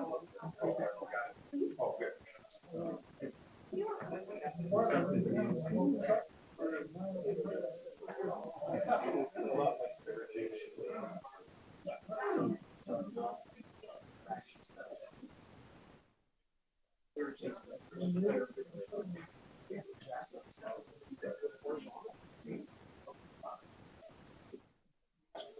Well, that's right.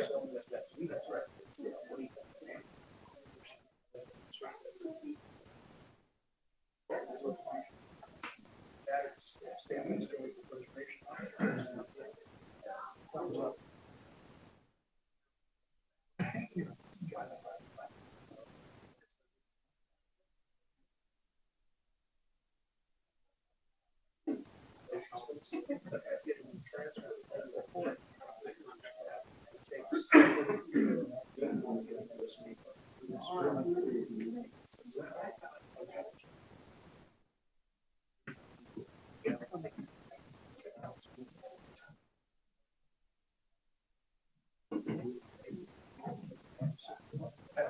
I don't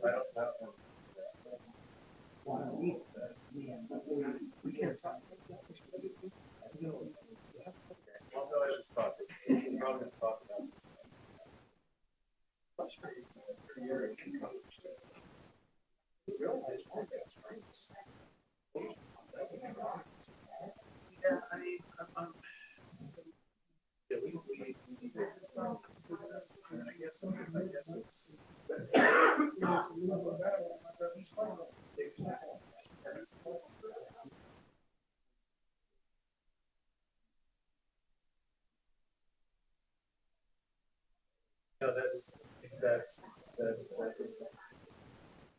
good idea. Yeah, no, that's fun. They asked me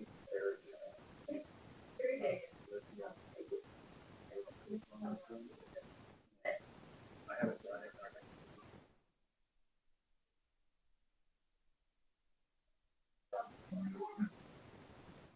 I was gonna work on one. I was but like you said, a lot of stuff. So maybe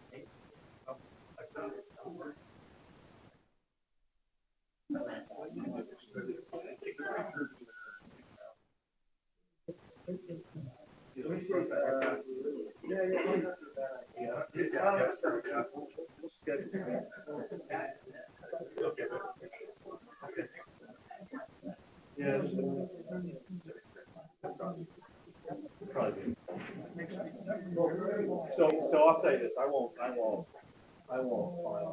or interact with that.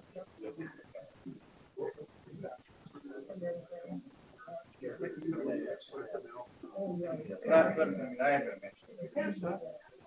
All right. No. I mean, silver. Oh, is that right? Because yeah, well,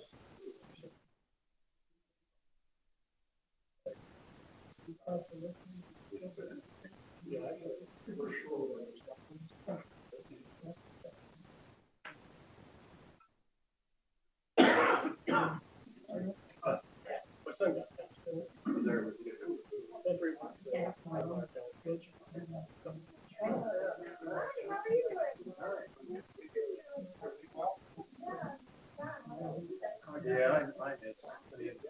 I'll go out. Yeah, do that. Try to find places. Yeah.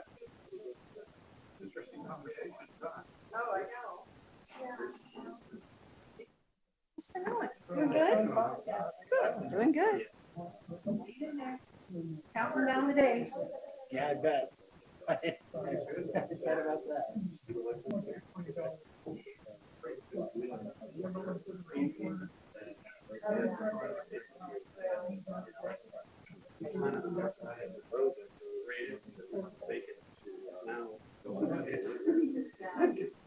Like 76 months ago, back up there, like private. I know.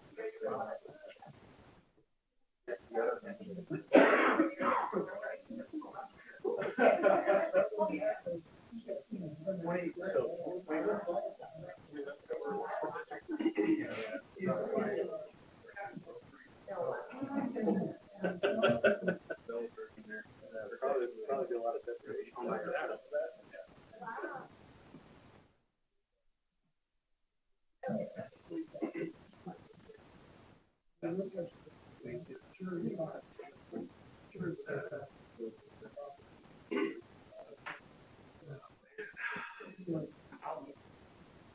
Yeah. Yeah. No, you're right. Yeah.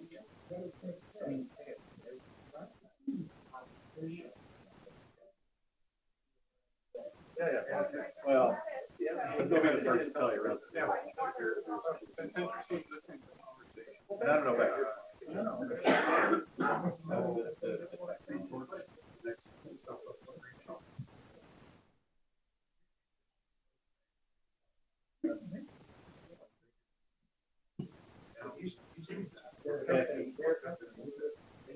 well, they're big company.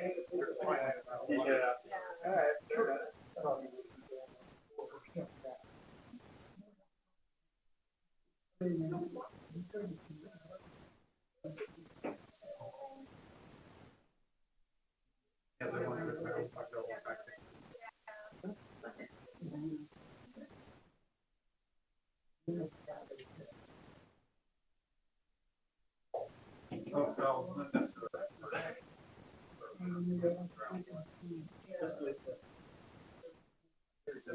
I mean, we do have.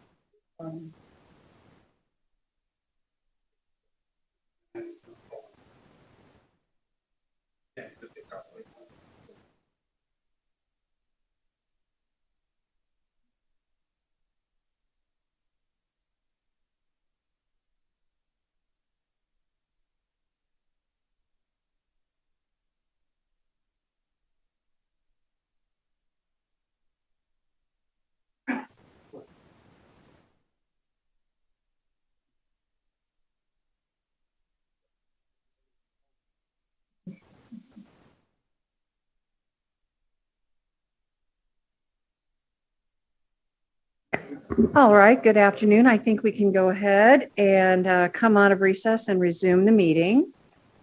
So with that, we can come back to order. I believe our next presentation under order of business number 8 is a presentation on the Truckee Meadows Water Basin. I think we have Mr. Zimmerman. Welcome, Mr. Zimmerman. Come up and get situated and proceed whenever you are ready.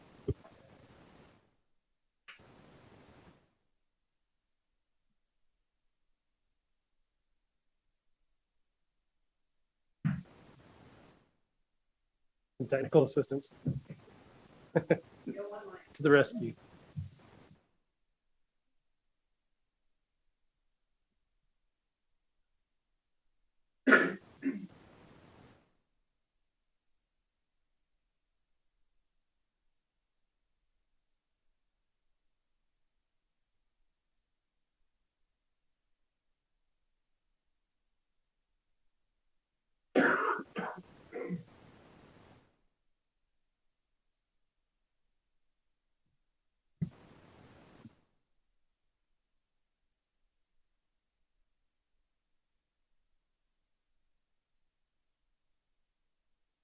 And Assemblywoman Carlton, I can get going before the presentation's up, if that's okay, if you want to proceed. Okay.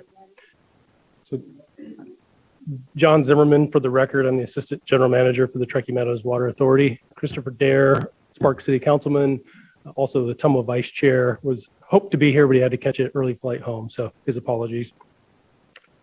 So this second slide in your packet just is a quick overview of the Truckee Meadows Water Authority as far as how many citizens, how many customers we have, our annual water demand in acre feet, about 83,000. That's predominantly Truckee River water, but we also have groundwater resources. And then something unique to Tumwa is we have 3 operating run-of-river hydroelectric plants that on an annual average basis reduced our customer costs by about 3.5 million. So it's a significant resource for us. The third slide is just an overview of the Truckee River system. And this highlights, you know, how fortunate we are in the Truckee Meadows to have significant upstream storage, starting with Lake Tahoe. You see Donner and Independence Lakes. Those are 2 of Tumwa's privately owned storage reservoirs that we rely on when there's a drought on the system. And then we also have Stampede and Boca Reservoir. Again, the Truckee River on average creates about 80% of Tumwa's water supply, and then about 20% is groundwater. We're also investing in supplemental creek water. We just finished the Mount Rose water treatment facility, which will treat creek water and distribute it to customers in that area. And that'll help with, in that area, there was significant overpumping when Washoe County had the water system in that area, and it really drew down the groundwater levels. But since Tumwa has taken over, we've pushed more surface water into that area. It's allowed us to rest those wells, and that aquifer has really rebounded.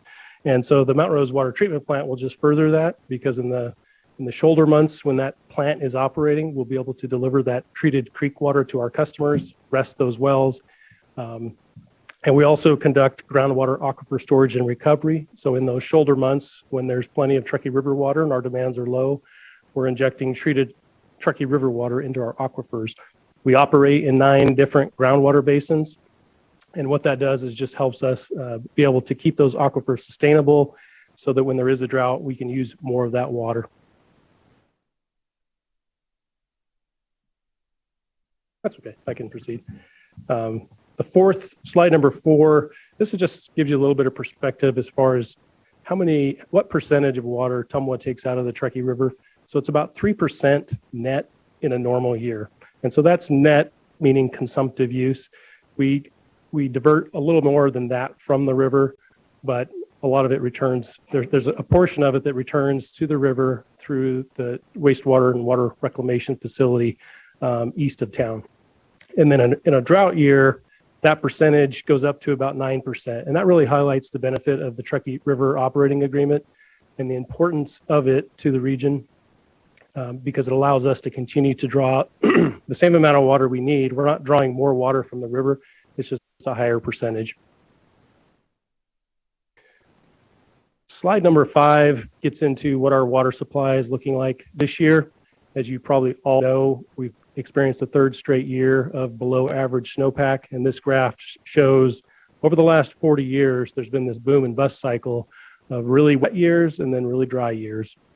And that was part of the reason that TROA came into be, was to help TUMWA and other parties on the system really operate in those dry years to be able to rely on our upstream storage, our groundwater recharge to get through those.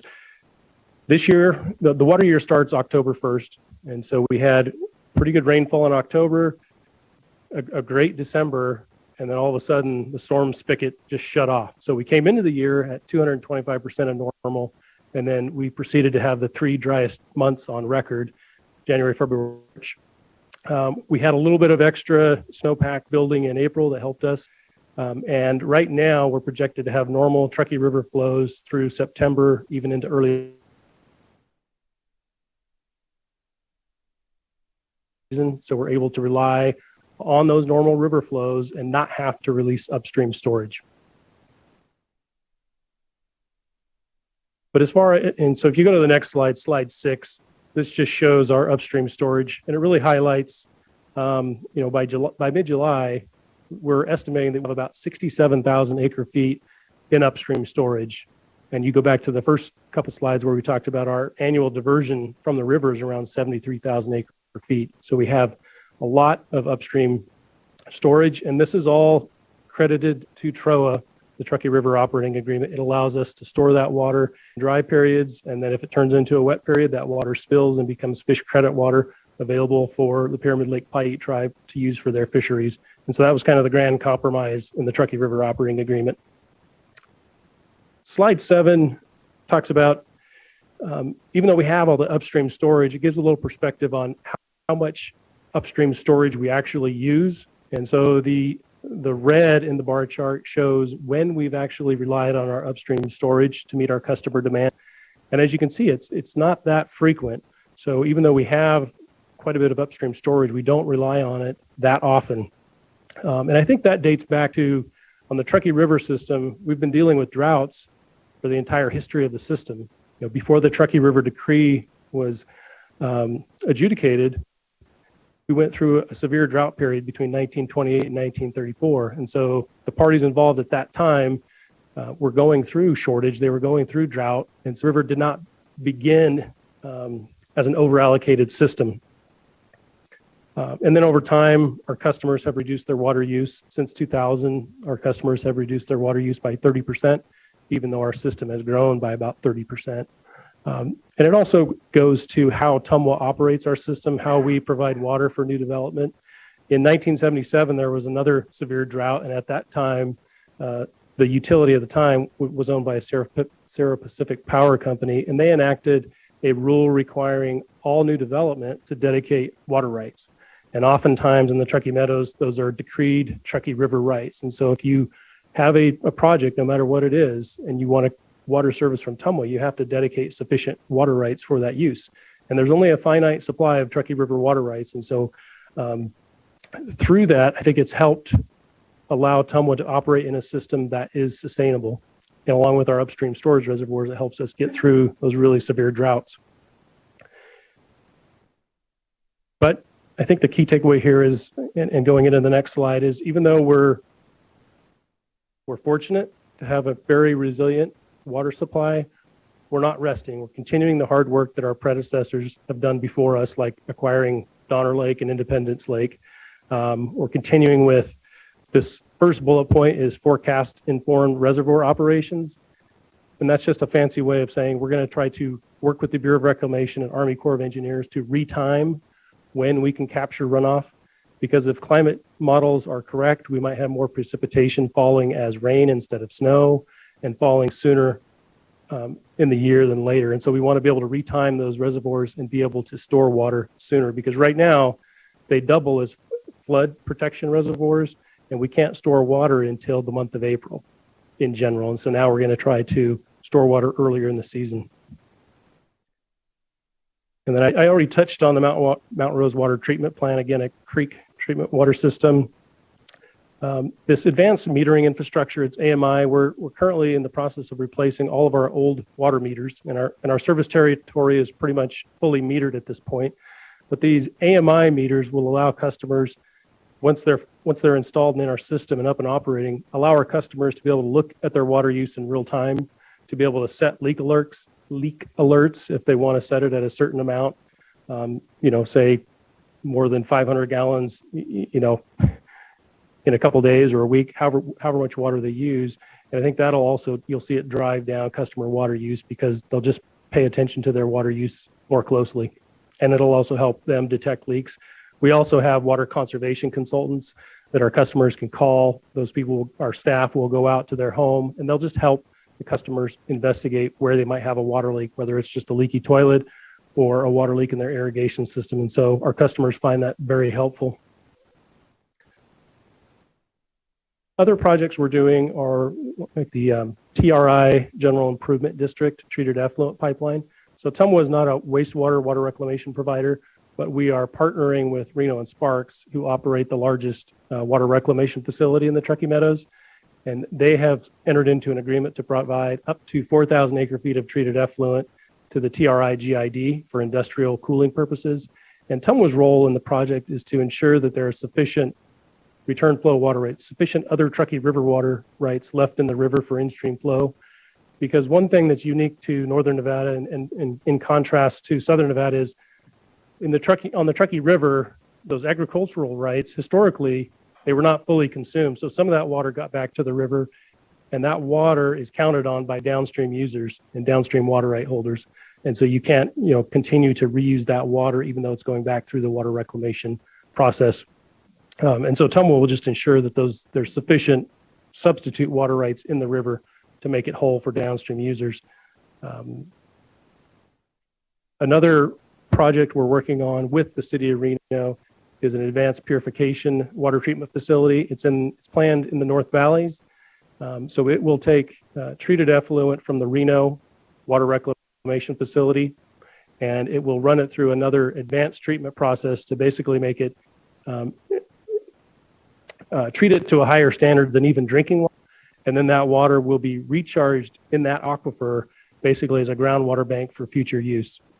And as it goes through that process of recharge, it goes through another, natural filtering process. And so that's another project we're working on. Again, it's dual purpose. It's providing drought resiliency to Tumwa and also providing treated effluent reuse for, in that case, Reno. And then another interesting project is the Palomino Valley Recycled Water Study. So Palomino Valley is in the Warm Springs Groundwater Basin.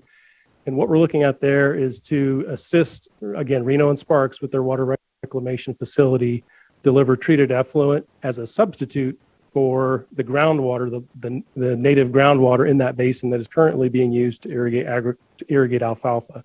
And so the concept is use treated effluent for that irrigation, rest those wells, rest that groundwater resource, and also send potable water out into that valley as a groundwater bank, because our preliminary investigations show that there's about a 40,000 acre foot hole in that basin from overpumping over the years. And so that's, a reservoir the size of Boca underground. So it's protected from evaporation and loss. And so that's another key project we're looking at. And eventually, if that project comes to fruition, that would provide more potable water and more drought resiliency to Tumwa's system. And then the last project, I'll end on a cheerful note, is the Ladybug project. So this is a project that we're working with our partners, U.S. Forest Service, National Forest Foundation, and others, to help forest thinning and really decrease the chance of substantial wildfire risk in our upper watershed, because that's where our upstream storage is, and so we have to protect it. And so I just have a few slides showing, fuels reduction near Independence Lake. And one of the things with Independence Lake is there's a very good synergy with Tumwa and the Nature Conservancy, because Tumwa owns water rights in that lake, but the Nature Conservancy owns the land around it.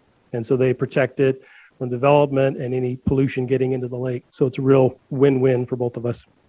And that's it. I'll be happy to take any questions. Thank you. Thank you very much. Questions from the committee? Senator Hansen. Thanks, Madam Chair. Mr. Zimmerman, very interesting presentation. You know, I've watched Tumwa over the years. I go back to Sierra Pacific Power days. How many private companies still exist? Because you guys bought up almost all of them. I think what, you have one in Sun Valley and one or two other water providers? John Zimmerman for the record. So Sun Valley is our largest wholesale customer. There are quite a few. You'd be surprised. There are several hundred, I think, still private water systems. Some of them are, one well systems supplying a restaurant or a business. But over time, Tumwa's policy is to be proactive. And as we see those systems and as those systems need water to grow, we look at consolidating them and using state revolving loan funds to assist with that consolidation, because the goal is for Tumwa to be the regional water manager, the regional water provider, and be able to use those resources as efficiently as possible. Yeah, you've done a great job. I'm a little surprised to hear there's still so many, because at one time there were, a couple dozen of bigger ones, kind of almost competitors in effect. But you guys have bought them up, and from what I can tell, everybody's very, very happy with Tumwa and its performance. The one thing you didn't cover in your presentation, groundwater recharge. Now, you mentioned 40,000 acre feet in Palomino Valley. How much do you currently have? You guys, as I recall, you guys have recharged most of the current aquifers in the area. Do you have any idea what the quantity is?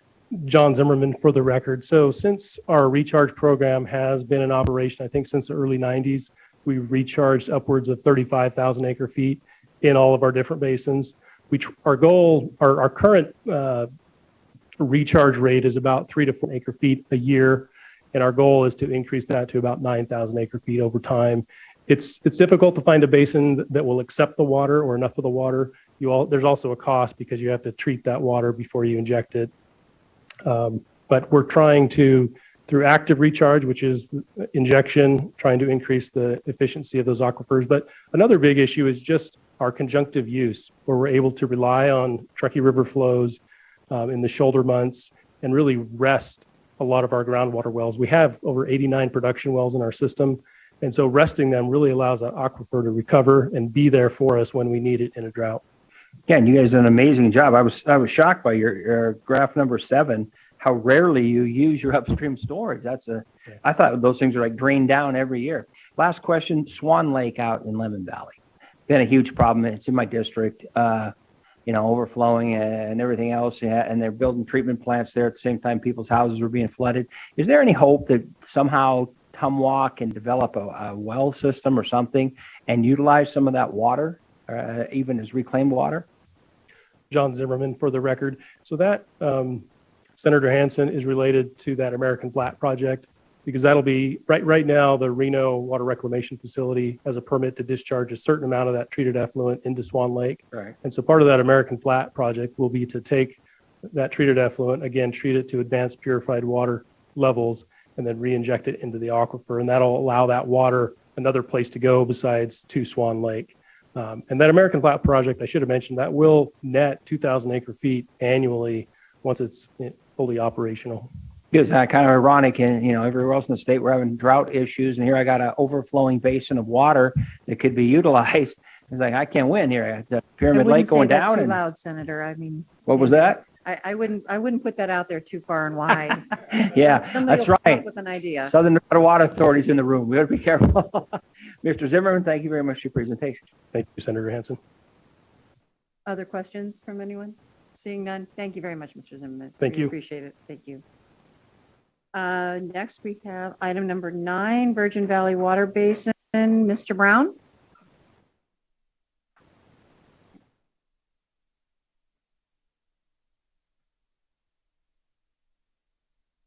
Good afternoon. We heard a little bit about the Virgin River earlier, so we'd like to hear your perspective also. Good afternoon. Kevin Brown, General Manager of the Virgin Valley Water District, for the record. And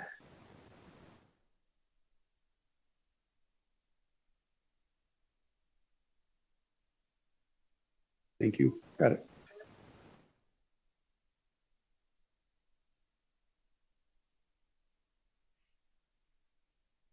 Sorry for that being blurry there. I guess hopefully you have it on your screen there. Again, Kevin Brown, General Manager of the Virgin Valley Water District. It's a pleasure to be here this afternoon. Just so you know, the legislature in the late 1980s, early 1990s kind of carved up Clark County into three water district areas. So Southern Nevada Water Authority has the primary responsibility for the eastern part, the most populous part of Clark County. Wapa Valley Water District has the kind of the central part in the Wapa, Logandale, Overton area. And then the Virgin Valley Water District has the eastern part of Clark County, which covers Mesquite and Bunkerville. So a little bit, what I'm going to talk about is our water rights portfolio, a little bit about our water system, what we're doing, water conservation. Do we have enough water, which seems to be the big question nowadays. And just a quick summary and pictorial history of the valley as it's grown over the last 30 years. Our portfolio, our water rights portfolio is basically 50% groundwater rights. We have 12,271 acre feet of permitted groundwater rights available to us. And a little bit later, I'll show you a slide that we're currently pumping about 7,200 of those 12,271 acre feet of groundwater rights. We also have surface water rights on the Virgin River through the Mesquite Irrigation Company and the Bunkerville Irrigation Companies who own the water rights on the Virgin River in that area. We're shareholders like a lot of other entities in the area in those two companies. And then we have some springs up on the Virgin Mountains that the pioneers historically used back in the days. Currently, we're not using them, but we do have the water rights available to us for those. So our groundwater rights, we operate in Water Basin 222, which is one of the, it's a little bit different than a lot of the water basins in Nevada in that we share it with two other states. The northern part of Arizona, the border, the groundwater basin 222 is the blue line if you have a colored picture in front of you. And we also, in the southeastern part of Utah, we share groundwater basin 222 and with Utah. And so, but we have the lion's share of the landmass of Basin 222, where our 12,271 acre feet of water are permitted in. But we are relatively unique because there's not very many other basins in the state of Utah that have multi-state jurisdictions involved in the water rights in them. Our 12,271 acre feet of groundwater, we currently have 9 production wells, which when I heard 89 from Truckee Meadows, I'm going, wow, that'd be really fun to try and manage. We've got 9 production wells, and we have 2 more that we just recently drilled and are in the process of equipping them. So we'll have 11 production wells in a little while. As far as our surface water, again, our water rights are in the Bunkerville Irrigation Company and the Mesquite Irrigation Company.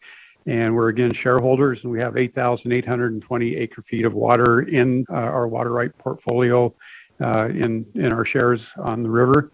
The main takeaway on this piece here is we do not rely on the Colorado River or Lake Mead for our water supply.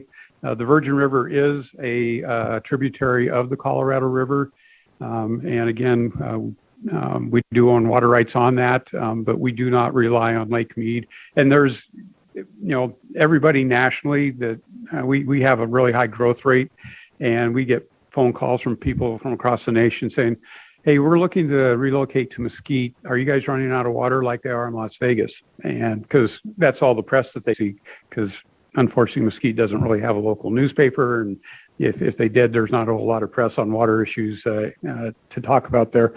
So the only press they get is what comes out of the Review Journal or the Sun. And of course, it's not very good news that they're reading across the nation. So the main issue for us is we don't rely on Lake Mead for our water supply. And we do have water rights available for us. As far as the Virgin River, the 8,820 acre feet of water that we do have on the Virgin River, I mentioned a little bit ago, we currently are not using that water for any of our culinary uses. We do lease a lion's share of that to either golf courses or Southern Nevada Water Authority. You can also see on this graph here that Southern Nevada Water Authority is the major water right holder on the Virgin River. They currently hold roughly about 83%, plus or minus a percent or two, because they've been making some transactions lately on the river. But they're the majority water right holder on the Virgin River. And those shares that we do, and the water rights we do have, we do lease to them for their, that's part of the 2 million acre feet of banked water that they've got, is the water that we're leasing to them for that. And then there's, we also lease to local farmers and some golf courses in the area. Our spring water is up in the Virgin Mountains, as I mentioned, and we have about 2,500 acre feet of water rights that we own in those. And as I mentioned, we currently are not utilizing that, but intend to as our groundwater portfolio comes to be fully developed. And a little bit about our water system. As I mentioned, we're in the eastern part of Clark County. Our eastern boundary goes almost halfway to Logandale, Wapa Valley. Our northern boundary is the Lincoln County, Clark County line. Our eastern boundary is the Arizona-Nevada border, and our southern boundary is the Virgin Mountains, basically where the northern boundary of the Gold Butte National Monument is. Our system's fairly complex for a small water system. We serve roughly about 25,000 people, and as I mentioned, we're growing. We've got 9 production wells, soon to be 11 of them. Our biggest issue in our area is our groundwater is full of arsenic. And for those of you that are familiar with the play or the movie Arsenic and Old Lace, arsenic's not a healthy thing for people to consume. And so we have to build very expensive treatment plants to remove that arsenic for us to beneficially use that water for human consumption. We have a lot of pressure differentiation. There's a lot of elevation differences in the Mesquite area, and therefore it makes it rather difficult to manage the pressures in the area. And the interesting thing is in the summertime, you basically don't need a hot water heater for your house because the water comes out of the ground at 80 degrees. It sits in the above ground steel storage tanks and gets a little warmer. And then when it comes to the homes in the ground, our pipes are only about 36 to 42 inches deep, and the ground is very hot in the summertime. So a lot of people choose to turn off their hot water heaters. So we do have very warm groundwater. This slide, there's a red dotted line towards the bottom. The public expects everything that happens below that dotted line for irrigation, for sanitary purposes, for recreating, and so on. Above the line is what it takes for a water company, water district to provide all that stuff that's below the red dotted line, and there is a lot of it. And the next slide kind of gives you an idea of what the cost of that would be. So if you were, if our water system didn't exist right now and we hired a contractor, and this doesn't count the new supply chain inflation issues that are going on, but if a contractor came and built our water system from scratch today, it would be $250 million of infrastructure that would need to be built to meet what we have now. Water conservation, I love that slide of the kids sliding down in the gutter. That was from a water leak that we had, unfortunately. This shows our well production since 1990. As you can see, starting in 1990 up until the mid-2000s, before the economy crashed in 2008, we were on a fairly healthy growth rate in Mesquite. And right after the economy crashed, you can see things have pretty much gone fairly steady. However, over the last 5 years, if you can see the green line there, you can see our trend rate is starting to creep up now. And this next slide that I've got kind of presents the same data in a different manner. So the line on top, or the red line, is the population growth in Mesquite over the last 30 years. The blue line, or the lower line, is the water that we've been pumping from the aquifer, which are the bars on the previous chart. And if you take a look over the last 10 years, right after the 2008 to 2012 crash, when things started to recover, you can see that our population has grown over almost 50%, and our water production has only grown by 10%. That's because of a lot of water conservation that is taking place. Most of the homes that are being built, all the homes that are being built in Mesquite are xeriscaped or desert landscaped. There's very little turf that's being built, and a lot of people, because of some fairly aggressive rate increases that we had to do in 2011 and 2015 to get our budget right-sized, a lot of people on their own went out and started tearing out their turf because of the higher cost of water to irrigate with. We do have a four-tiered increasing rate tier structure, which if you use a lot of water, you pay a lot of money for it. And so a lot of people did not want to do that. Our current water use as far as conservation, we're roughly at about 106 gallons per capita per day for a 3/4 inch house meter. Our goal by 2035 is to get down to 85 gallons per capita per day. Our comparisons, when you look at that, S&WA's 2030 goal, I think you heard Mr. Ensminger talk earlier, is 86 gallons per capita per day. So we want to be right there where S&WA is projecting to be. Tucson, Arizona is currently at 82 gallons per capita per day, which I'm not sure how they got there so fast, but they've done a remarkable job of getting to where they need to be. And there's been a lot of talk about what's going on in Utah or what's not going on in Utah. And you can see that they're currently at about 300 gallons per capita per day. So they have a lot of water conservation that I think that they really took a hard look at what they need to do. That's a place they could start at. Do we have enough water?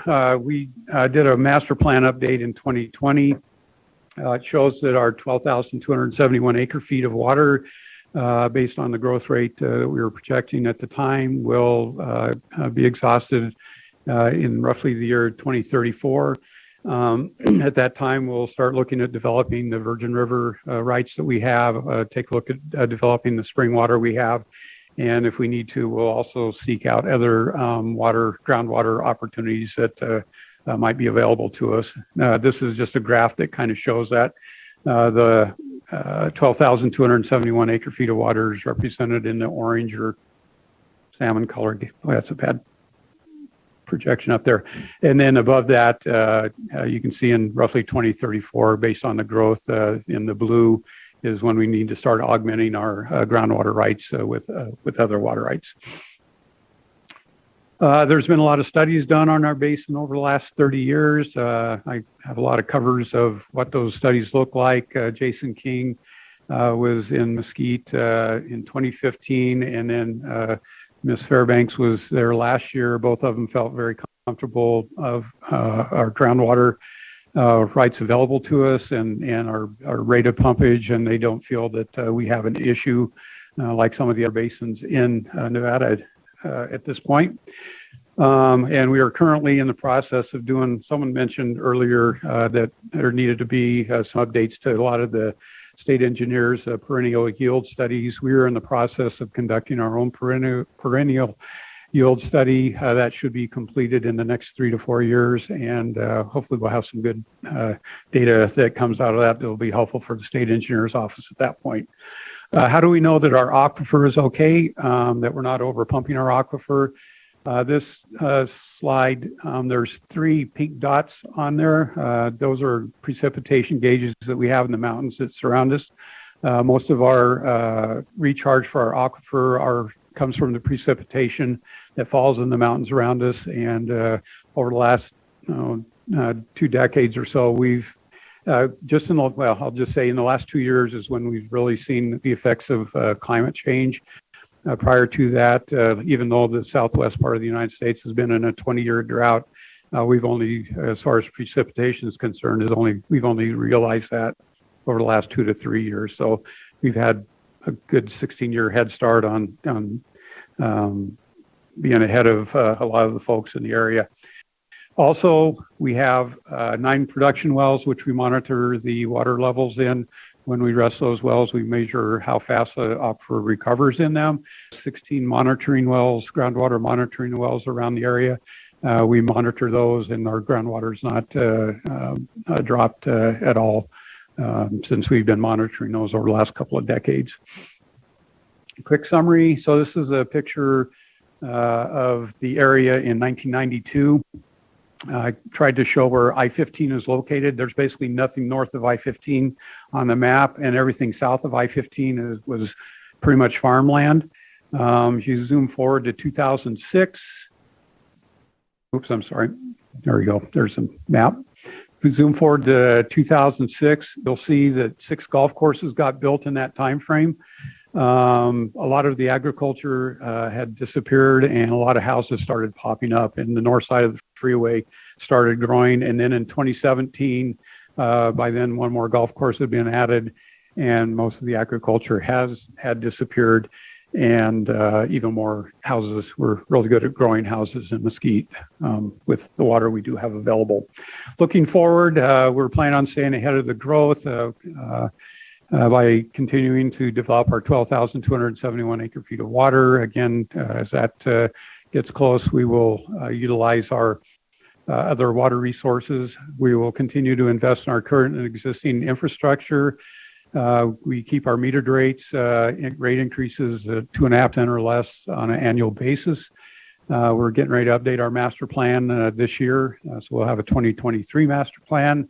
We're updating our water conservation plan to be more on top of that, and staying vigilant on our physical and cybersecurity issues. There's a lot of issues out there with cybersecurity, and we're dealing with a golf course that is trying to abscond with some of our water rights and dealing with that. So our takeaways are we are growing fast, 5 to 6% growth rate.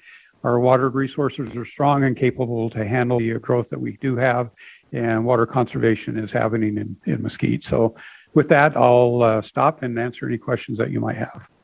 Thank you. I think the first thing I would like to ask before I go to the committees, we heard earlier about the situation in Utah, what's going on, how it could possibly impact you. Would you like to expand upon that, please? Yes, Kevin Brown for the record. The St. George, Washington County area is directly to the east of us. As I mentioned in my presentation, they're currently using 300 gallons per capita per day. They are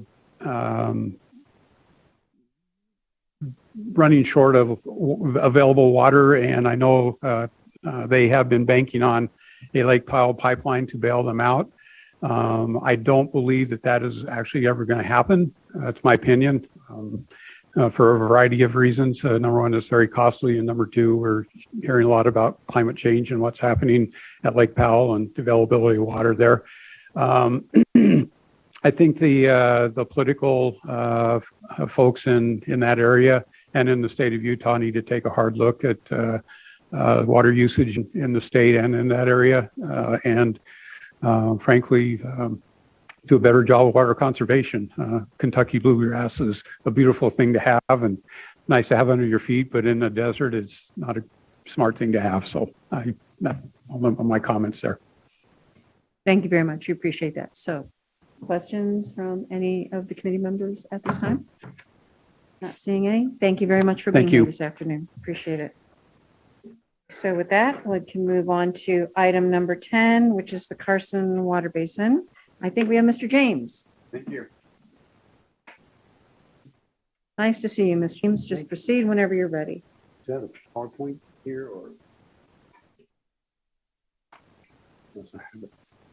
Thumb drive if you need it.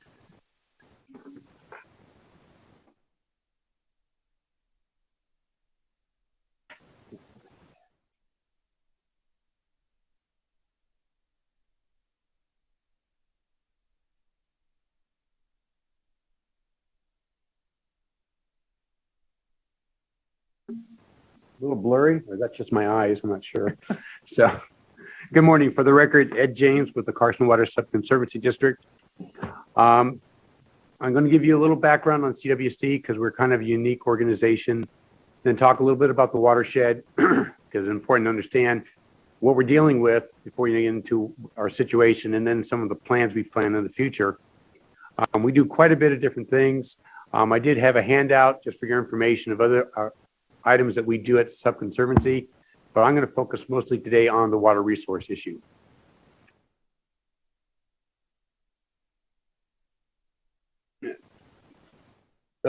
first of all, our structure.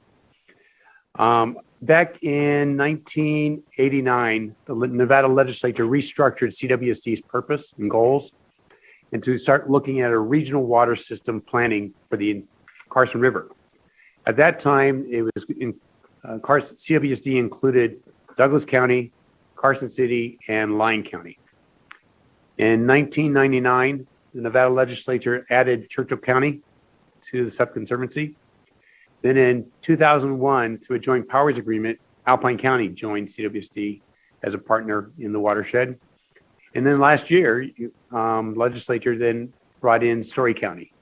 So we actually now have the entire watershed working cooperatively in this region. Side note, Alpine County and our board have been talking, and there's an interest at seeing and maybe moving them from a kind of a partner to being more recognized in the organization. And so there is a proposal to maybe bring in some legislation to see if Alpine County could be official member of CWSD. It's going to be interesting, but we're talking with that. We're actually also talking with legislators in California if there needs to be anything done on that side too. So what do we do? CWSD's mission is to promote cooperative action with communities to protect the Carson River watershed. And that includes everything from flooding to water quality to water supply, basically everything that goes into the watershed. So what about the Carson River watershed? We have two forks that start in Alpine County, the east-west fork. They flow out of Alpine County into Douglas County, where they form the main fork of the Carson River.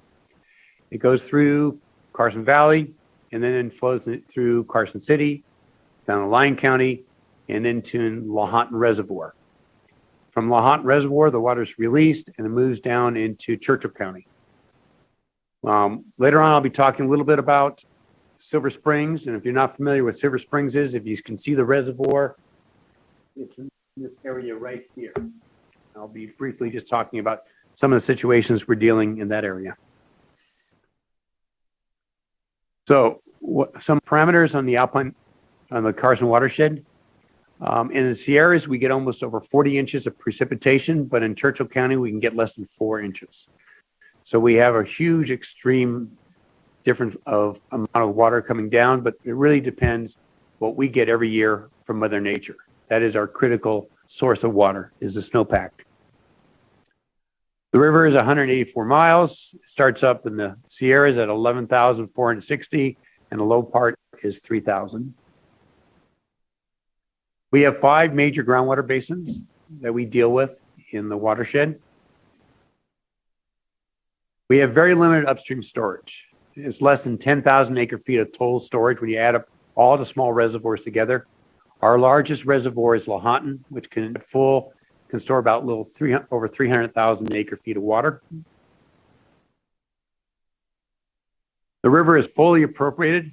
That means that every drop of water has already been allocated, even during wet and dry years. It's unique. It's through the federal decree, an Alpine decree, and is monitored. So if you have a dry year, the water is allocated. If you have a wet year, the water is also allocated. It's a very unique process in place.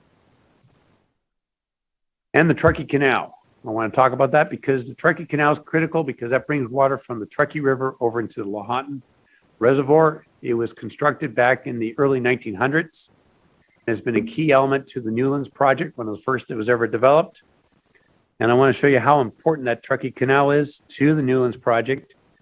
In water year 2021, the amount of water that entered into Lahontan, 26% came from the Carson, 74% came from the Truckee River.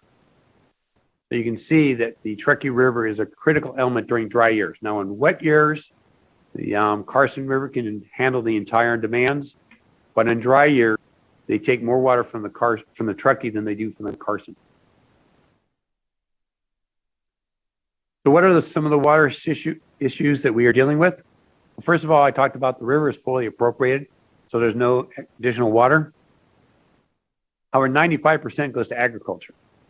So as we see these droughts and we see climate change and everything, it is actually impacting our agricultural community, which is a critical element of open space, view space, and also recharge and everything else in this area. So agriculture is a critical element that's being dealt with. The groundwater basins, I said there were 5 of them. Every one of them is over appropriated. The good news is that all but 4 are not being over pumped. So we'll have some leeway in there. There's only one basin that has, and it's just very close to being over pumped. Again, no large upstream storage, so it really depends on what Mother Nature gives us. We have to depend year to year. We had flooding in 2017. We are in a major drought now. In theory, we could be flooding in January and be in a drought in July. So we have to learn as we adapt our plans, be able to handle those. We have some water quality problems. When the water gets this low in a river, it's hard to maintain even a fishery. Part of this is supposed to be a cold water fishery, but if you don't have any water in the river, it's very hard to maintain that. Wet water versus paper water. I'm going to get in a little more detail on this because this is a critical element in our watershed as we're dealing with issues. Surface and groundwater interaction. This has become more of a hot topic. You've already heard about it. This is something we are recognizing on the Carson, and we'll be talking about how we're going to try to deal with this in the future. And then climate change. Climate change is having an impact today on us, and we anticipate that it will have an impact on us in the future too. And then growth. We have people coming to the area. How can you handle those demands when you already have so many people coming through? A couple things I wanted to point out on the groundwater basins. We talk about perennial yield, and we've had perennial studies done on all 5 groundwater basins. In our watershed, perennial yield is a good start, but it's not a good indicator how much water is really available. And that's something that we're concerned, especially when you have a river that goes right through the groundwater basins. If you start pumping a lot of the groundwater, are you impacting surface flows? And if you're impacting surface flows, is that someone else's water downstream you're taking? And that is a real concern from the lower watershed. The other thing is I want to let you know that every water purveyor, we got 13 major water purveyors we work with. They are going to be able to meet the water demands this summer. So a lot of people talk about the climate or how low the water is or everything else. I will assure you that right now, unless there was a well that went out, that every water purveyor has enough water to meet their demands. In fact, the water purveyors are using less water today than they were 20 years ago. Same as what's happened in southern Nevada. So we're actually seeing less water being used, so we're able to stretch those waters further. So let's talk a little bit about wet versus paper water rights. This is the Churchill Valley Groundwater Basin. This is the Silver Springs area we talked about. And you can see this is from the pumping inventory that the state engineer puts out. And you can see the committed groundwater rights for irrigation. You have a little over 3,500 acre feet of water that's committed. You have 145 acre feet for stock watering industry and commercial use. The quasi-miscible has over 5,300 acre feet of water rights for a total of 9,045 acre feet. So in 2020, the pumping actually occurred. Irrigation was about 365, so about 10% of what they have available to them. Same with the industrial commercial, only 44. The quasi-miscible used less than 500 acre feet that year. The biggest user in that watershed or groundwater basin is domestic wells. Now, the domestic wells don't need a water right, but they do consume water, and they use 1,307 acre feet, according to the state engineer, for a total of 2,194. The problem with this is the perennial yield is only 1,600. So we're already pushing that envelope right now, and yet you have a whole bunch of people who have water rights, permitted water rights. And going to that quasi-miscible, I've been going there 20 years and giving the same speech, is that you may have water on paper, but you don't have wet water. And if you start trying to develop that water, either you're going to have to be far enough away from the river, because the Carson River goes by, that you're not going to impact it, but there's no water there, or you're going to have to get close to the river to be able to pump it. And if you do, you got people downstream who are going to fight you on that. So really, they have to understand is they only have so much water available, and they probably have reached that level at this point. So if we're going to develop that area, we're going to have to find alternative sources to come to that community. The other thing is runoff changes or climate change. This was done by DRI for us back in 2010. And what they did was they took the stream flow records on the East Fork of the Carson River. And this is basically upstream of almost every diversion. There's a few storage, but all the agriculture and all the diversion out of the river is below this point. And what they did was they took this records from 1941 to 2009, they split it in half, and they looked at the fraction of the flows that came down by each month. And what you can see in the month of March is that our flows are now coming off quicker than they were historically. So there is more water now coming off in March than you saw in the earlier part of the period. And when you get to June, it switches. There is actually historically more water coming down than we see today. So we're already seeing climate change having an impact on our runoff, which again is if you have no upstream storage, how do you plan for that and how do you meet those supplies? So what are we doing now? We're looking at developing a 30-year water resource plan, looking at sustainability, infrastructure needs, and how to deal with droughts. So developing that, we have a working group. We have every water purveyor in there of the 13 major ones. We have state, federal, counties, irrigation users, and other interested parties. If we're going to develop a plan that's for the whole watershed, we need to make sure that everyone is able to participate. We had our kickoff meeting back in April, and we're continuing to move forward with that process. We're utilizing some of the tools that have been developed over the last couple of years. The USGS has the upper and middle Carson River models. These models were developed for other purposes, but what they do is they look at groundwater pumping and the interaction of surface water. So we can actually see in the future, if you start putting a well out there and you're going to start pumping the water, what's the impact to the surface water? So this will give us a tool to see as we start planning, as the entities upstream start developing the resources, when they put it in this, will it have an adverse effect on them? If it does, we need to identify it. We'll be looking at, we talked about admissible future demands and their sources. Where is it coming from? Then we're going to develop a 30-year plan. And this 30-year plan will look at shortfalls and potential conflicts. And once we have those identified, we will start work at, do we have infrastructure? Do we need to move more pipes, move water around to meet those needs, to ensure that someone's future planning does not adversely affect a neighbor downstream? After we develop this plan, we will then look at more climate change scenarios. The USGS has developed a couple future what-if scenarios. We will put that in, run the models again, and see if our plan still holds water as we move forward. He's just trying to see if we're still awake. Yeah, I wanted to see on that one. Even though I focused on municipal water demands, when we do a study, we look at all major users. It's the balancing act of the water resources. If you take water from one and just give it to another, you're going to adversely affect them. I call it a three-legged stool. We want to make sure we have a balanced three-legged stool. So even though we have these plans coming in place for municipalities, we do look at the environment and we look at our agricultural to make sure that we don't have a plan that's going to adversely affect another party as we move forward. So that was short and sweet. A lot's going on, and for the next 3 or 4 years, we'll be working on this plan. Are there any questions? I think the first question I would have, Mr. James, is so at the beginning, we were talking about if it's a wet year, it's all allocated, if it's a dry year. So you don't have the opportunity to save up for a rainy day. I'm going to get right back at you here. I didn't remember a conversation with you before. That was something that just struck me as new. I had always thought that you had an opportunity for storage. For the record, Ed James.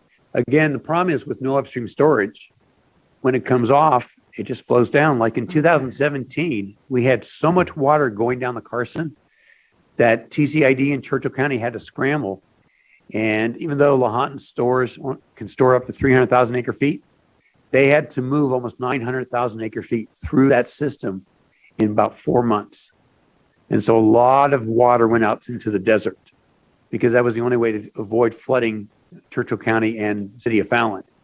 And that water was lost. And there was just no way to store it upstream.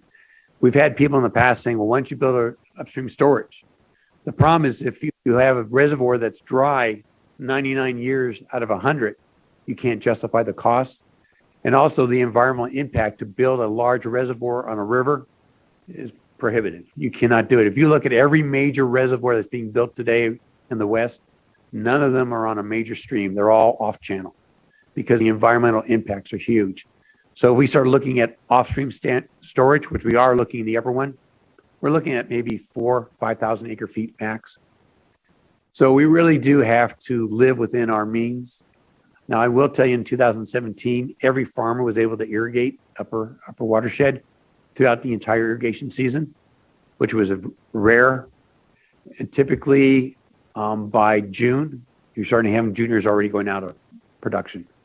So it's a system that's been built on this for the last 100 years, and that's how we live with it. And so we deal with basically a wet year, dry year. We have to deal with it every year, and really is a year-to-year operation. We don't have a terminal lake at the bottom, so we don't have to worry about that impact. So it's going to be operational year after year. Okay, thank you. So with that, question, Senator Hansen. Thanks, Madam Chair. A couple back to your slide on wet water versus paper water. 1,300 acre feet of domestic use. Is there any kind of recharge credit given to? I mean, if you're pulling water out of a well, typically it goes into a septic tank, and there's got to be a certain percentage of that water that will percolate back into the aquifer. Is there? I know it's like Southern Nevada Water says they use 242,000 acre feet because they get like a 200,000 acre feet credit for the recharge. So I'm just kind of wondering, do you guys do anything like that for the Silver Springs area? For the record, Ed James, we have not looked at that details. I'm sure there is some recharge. We have other communities in the upper watershed that are all on wells and septics. Their water tables are dropping and their nitrate levels are going up because of their septics. But if you got rid of the septic tanks and put everyone in sewer, their water levels would drop even quicker. So those are issues that we're aware of. We've not done a study up here. This estimate is more from the state engineer. You know, even though you're allowed 2 acre foot per EDU or domestic well, they estimate an acre foot water being used there. So probably, even though we're upside down a little bit here, we're probably not having an impact today. But because we're only at 1,600, you start getting much higher in there, you're going to have a real problem. The main focus of this is that there's a lot of paper water right out there that people own that they'll never be able to develop and use. Got it. Well, yeah, it's an interesting dilemma because obviously the nitrates issue with, I mean, yeah, you're recharging aquifer, but you're recharging it with polluted water, basically. Yeah. You ever read the book Conflict on the Carson? Yes, I have. Okay, that's my next question. This has been going on a long time. That book goes back, Madam Chair, just so you know, clear back to the Comstock days, and they've been fighting about Carson City water. Back then, it was the mills versus the upstream water users. So nothing new on this watershed as far as conflict and litigation. Hopefully, though, we're a little ahead of the curve now. I've been told by the state engineer that we have less conflicts today than other watersheds. Oh, yeah, you guys have done a magnificent job. I mean, I don't know how many years you've been doing this presentation, but it's been at least 24 years. Okay, because I was going to say most of the time I've been in the legislature, you're the man that when it comes to the Carson River, you're the expert. But anyway, it seems to me like you guys are doing the best you can. It is a shame you can't come up with some upstream storage, like an Independence Lake kind of a thing for Tumwa. Right. Be fantastic for you. Is there any possibility of using recharge systems in any of the aquifers that in your 5 groundwater basins? For the record, Ed James, we're actually reusing our water 100% already. So every major wastewater treatment has storage ponds because they use the water typically for irrigation. It could be for parks, agriculture, golf courses. And so during the wintertime, they have to store it. In fact, we import quite a bit of water from Lake Tahoe, because they can't discharge there. So we actually have 3 major wastewater facilities that pump water over and into our watershed. So we utilize all those. What's interesting, back in the droughts in 2015 or 14, Carson City ran out of water, but they didn't run out of potable water. They ran out of reclaimed water.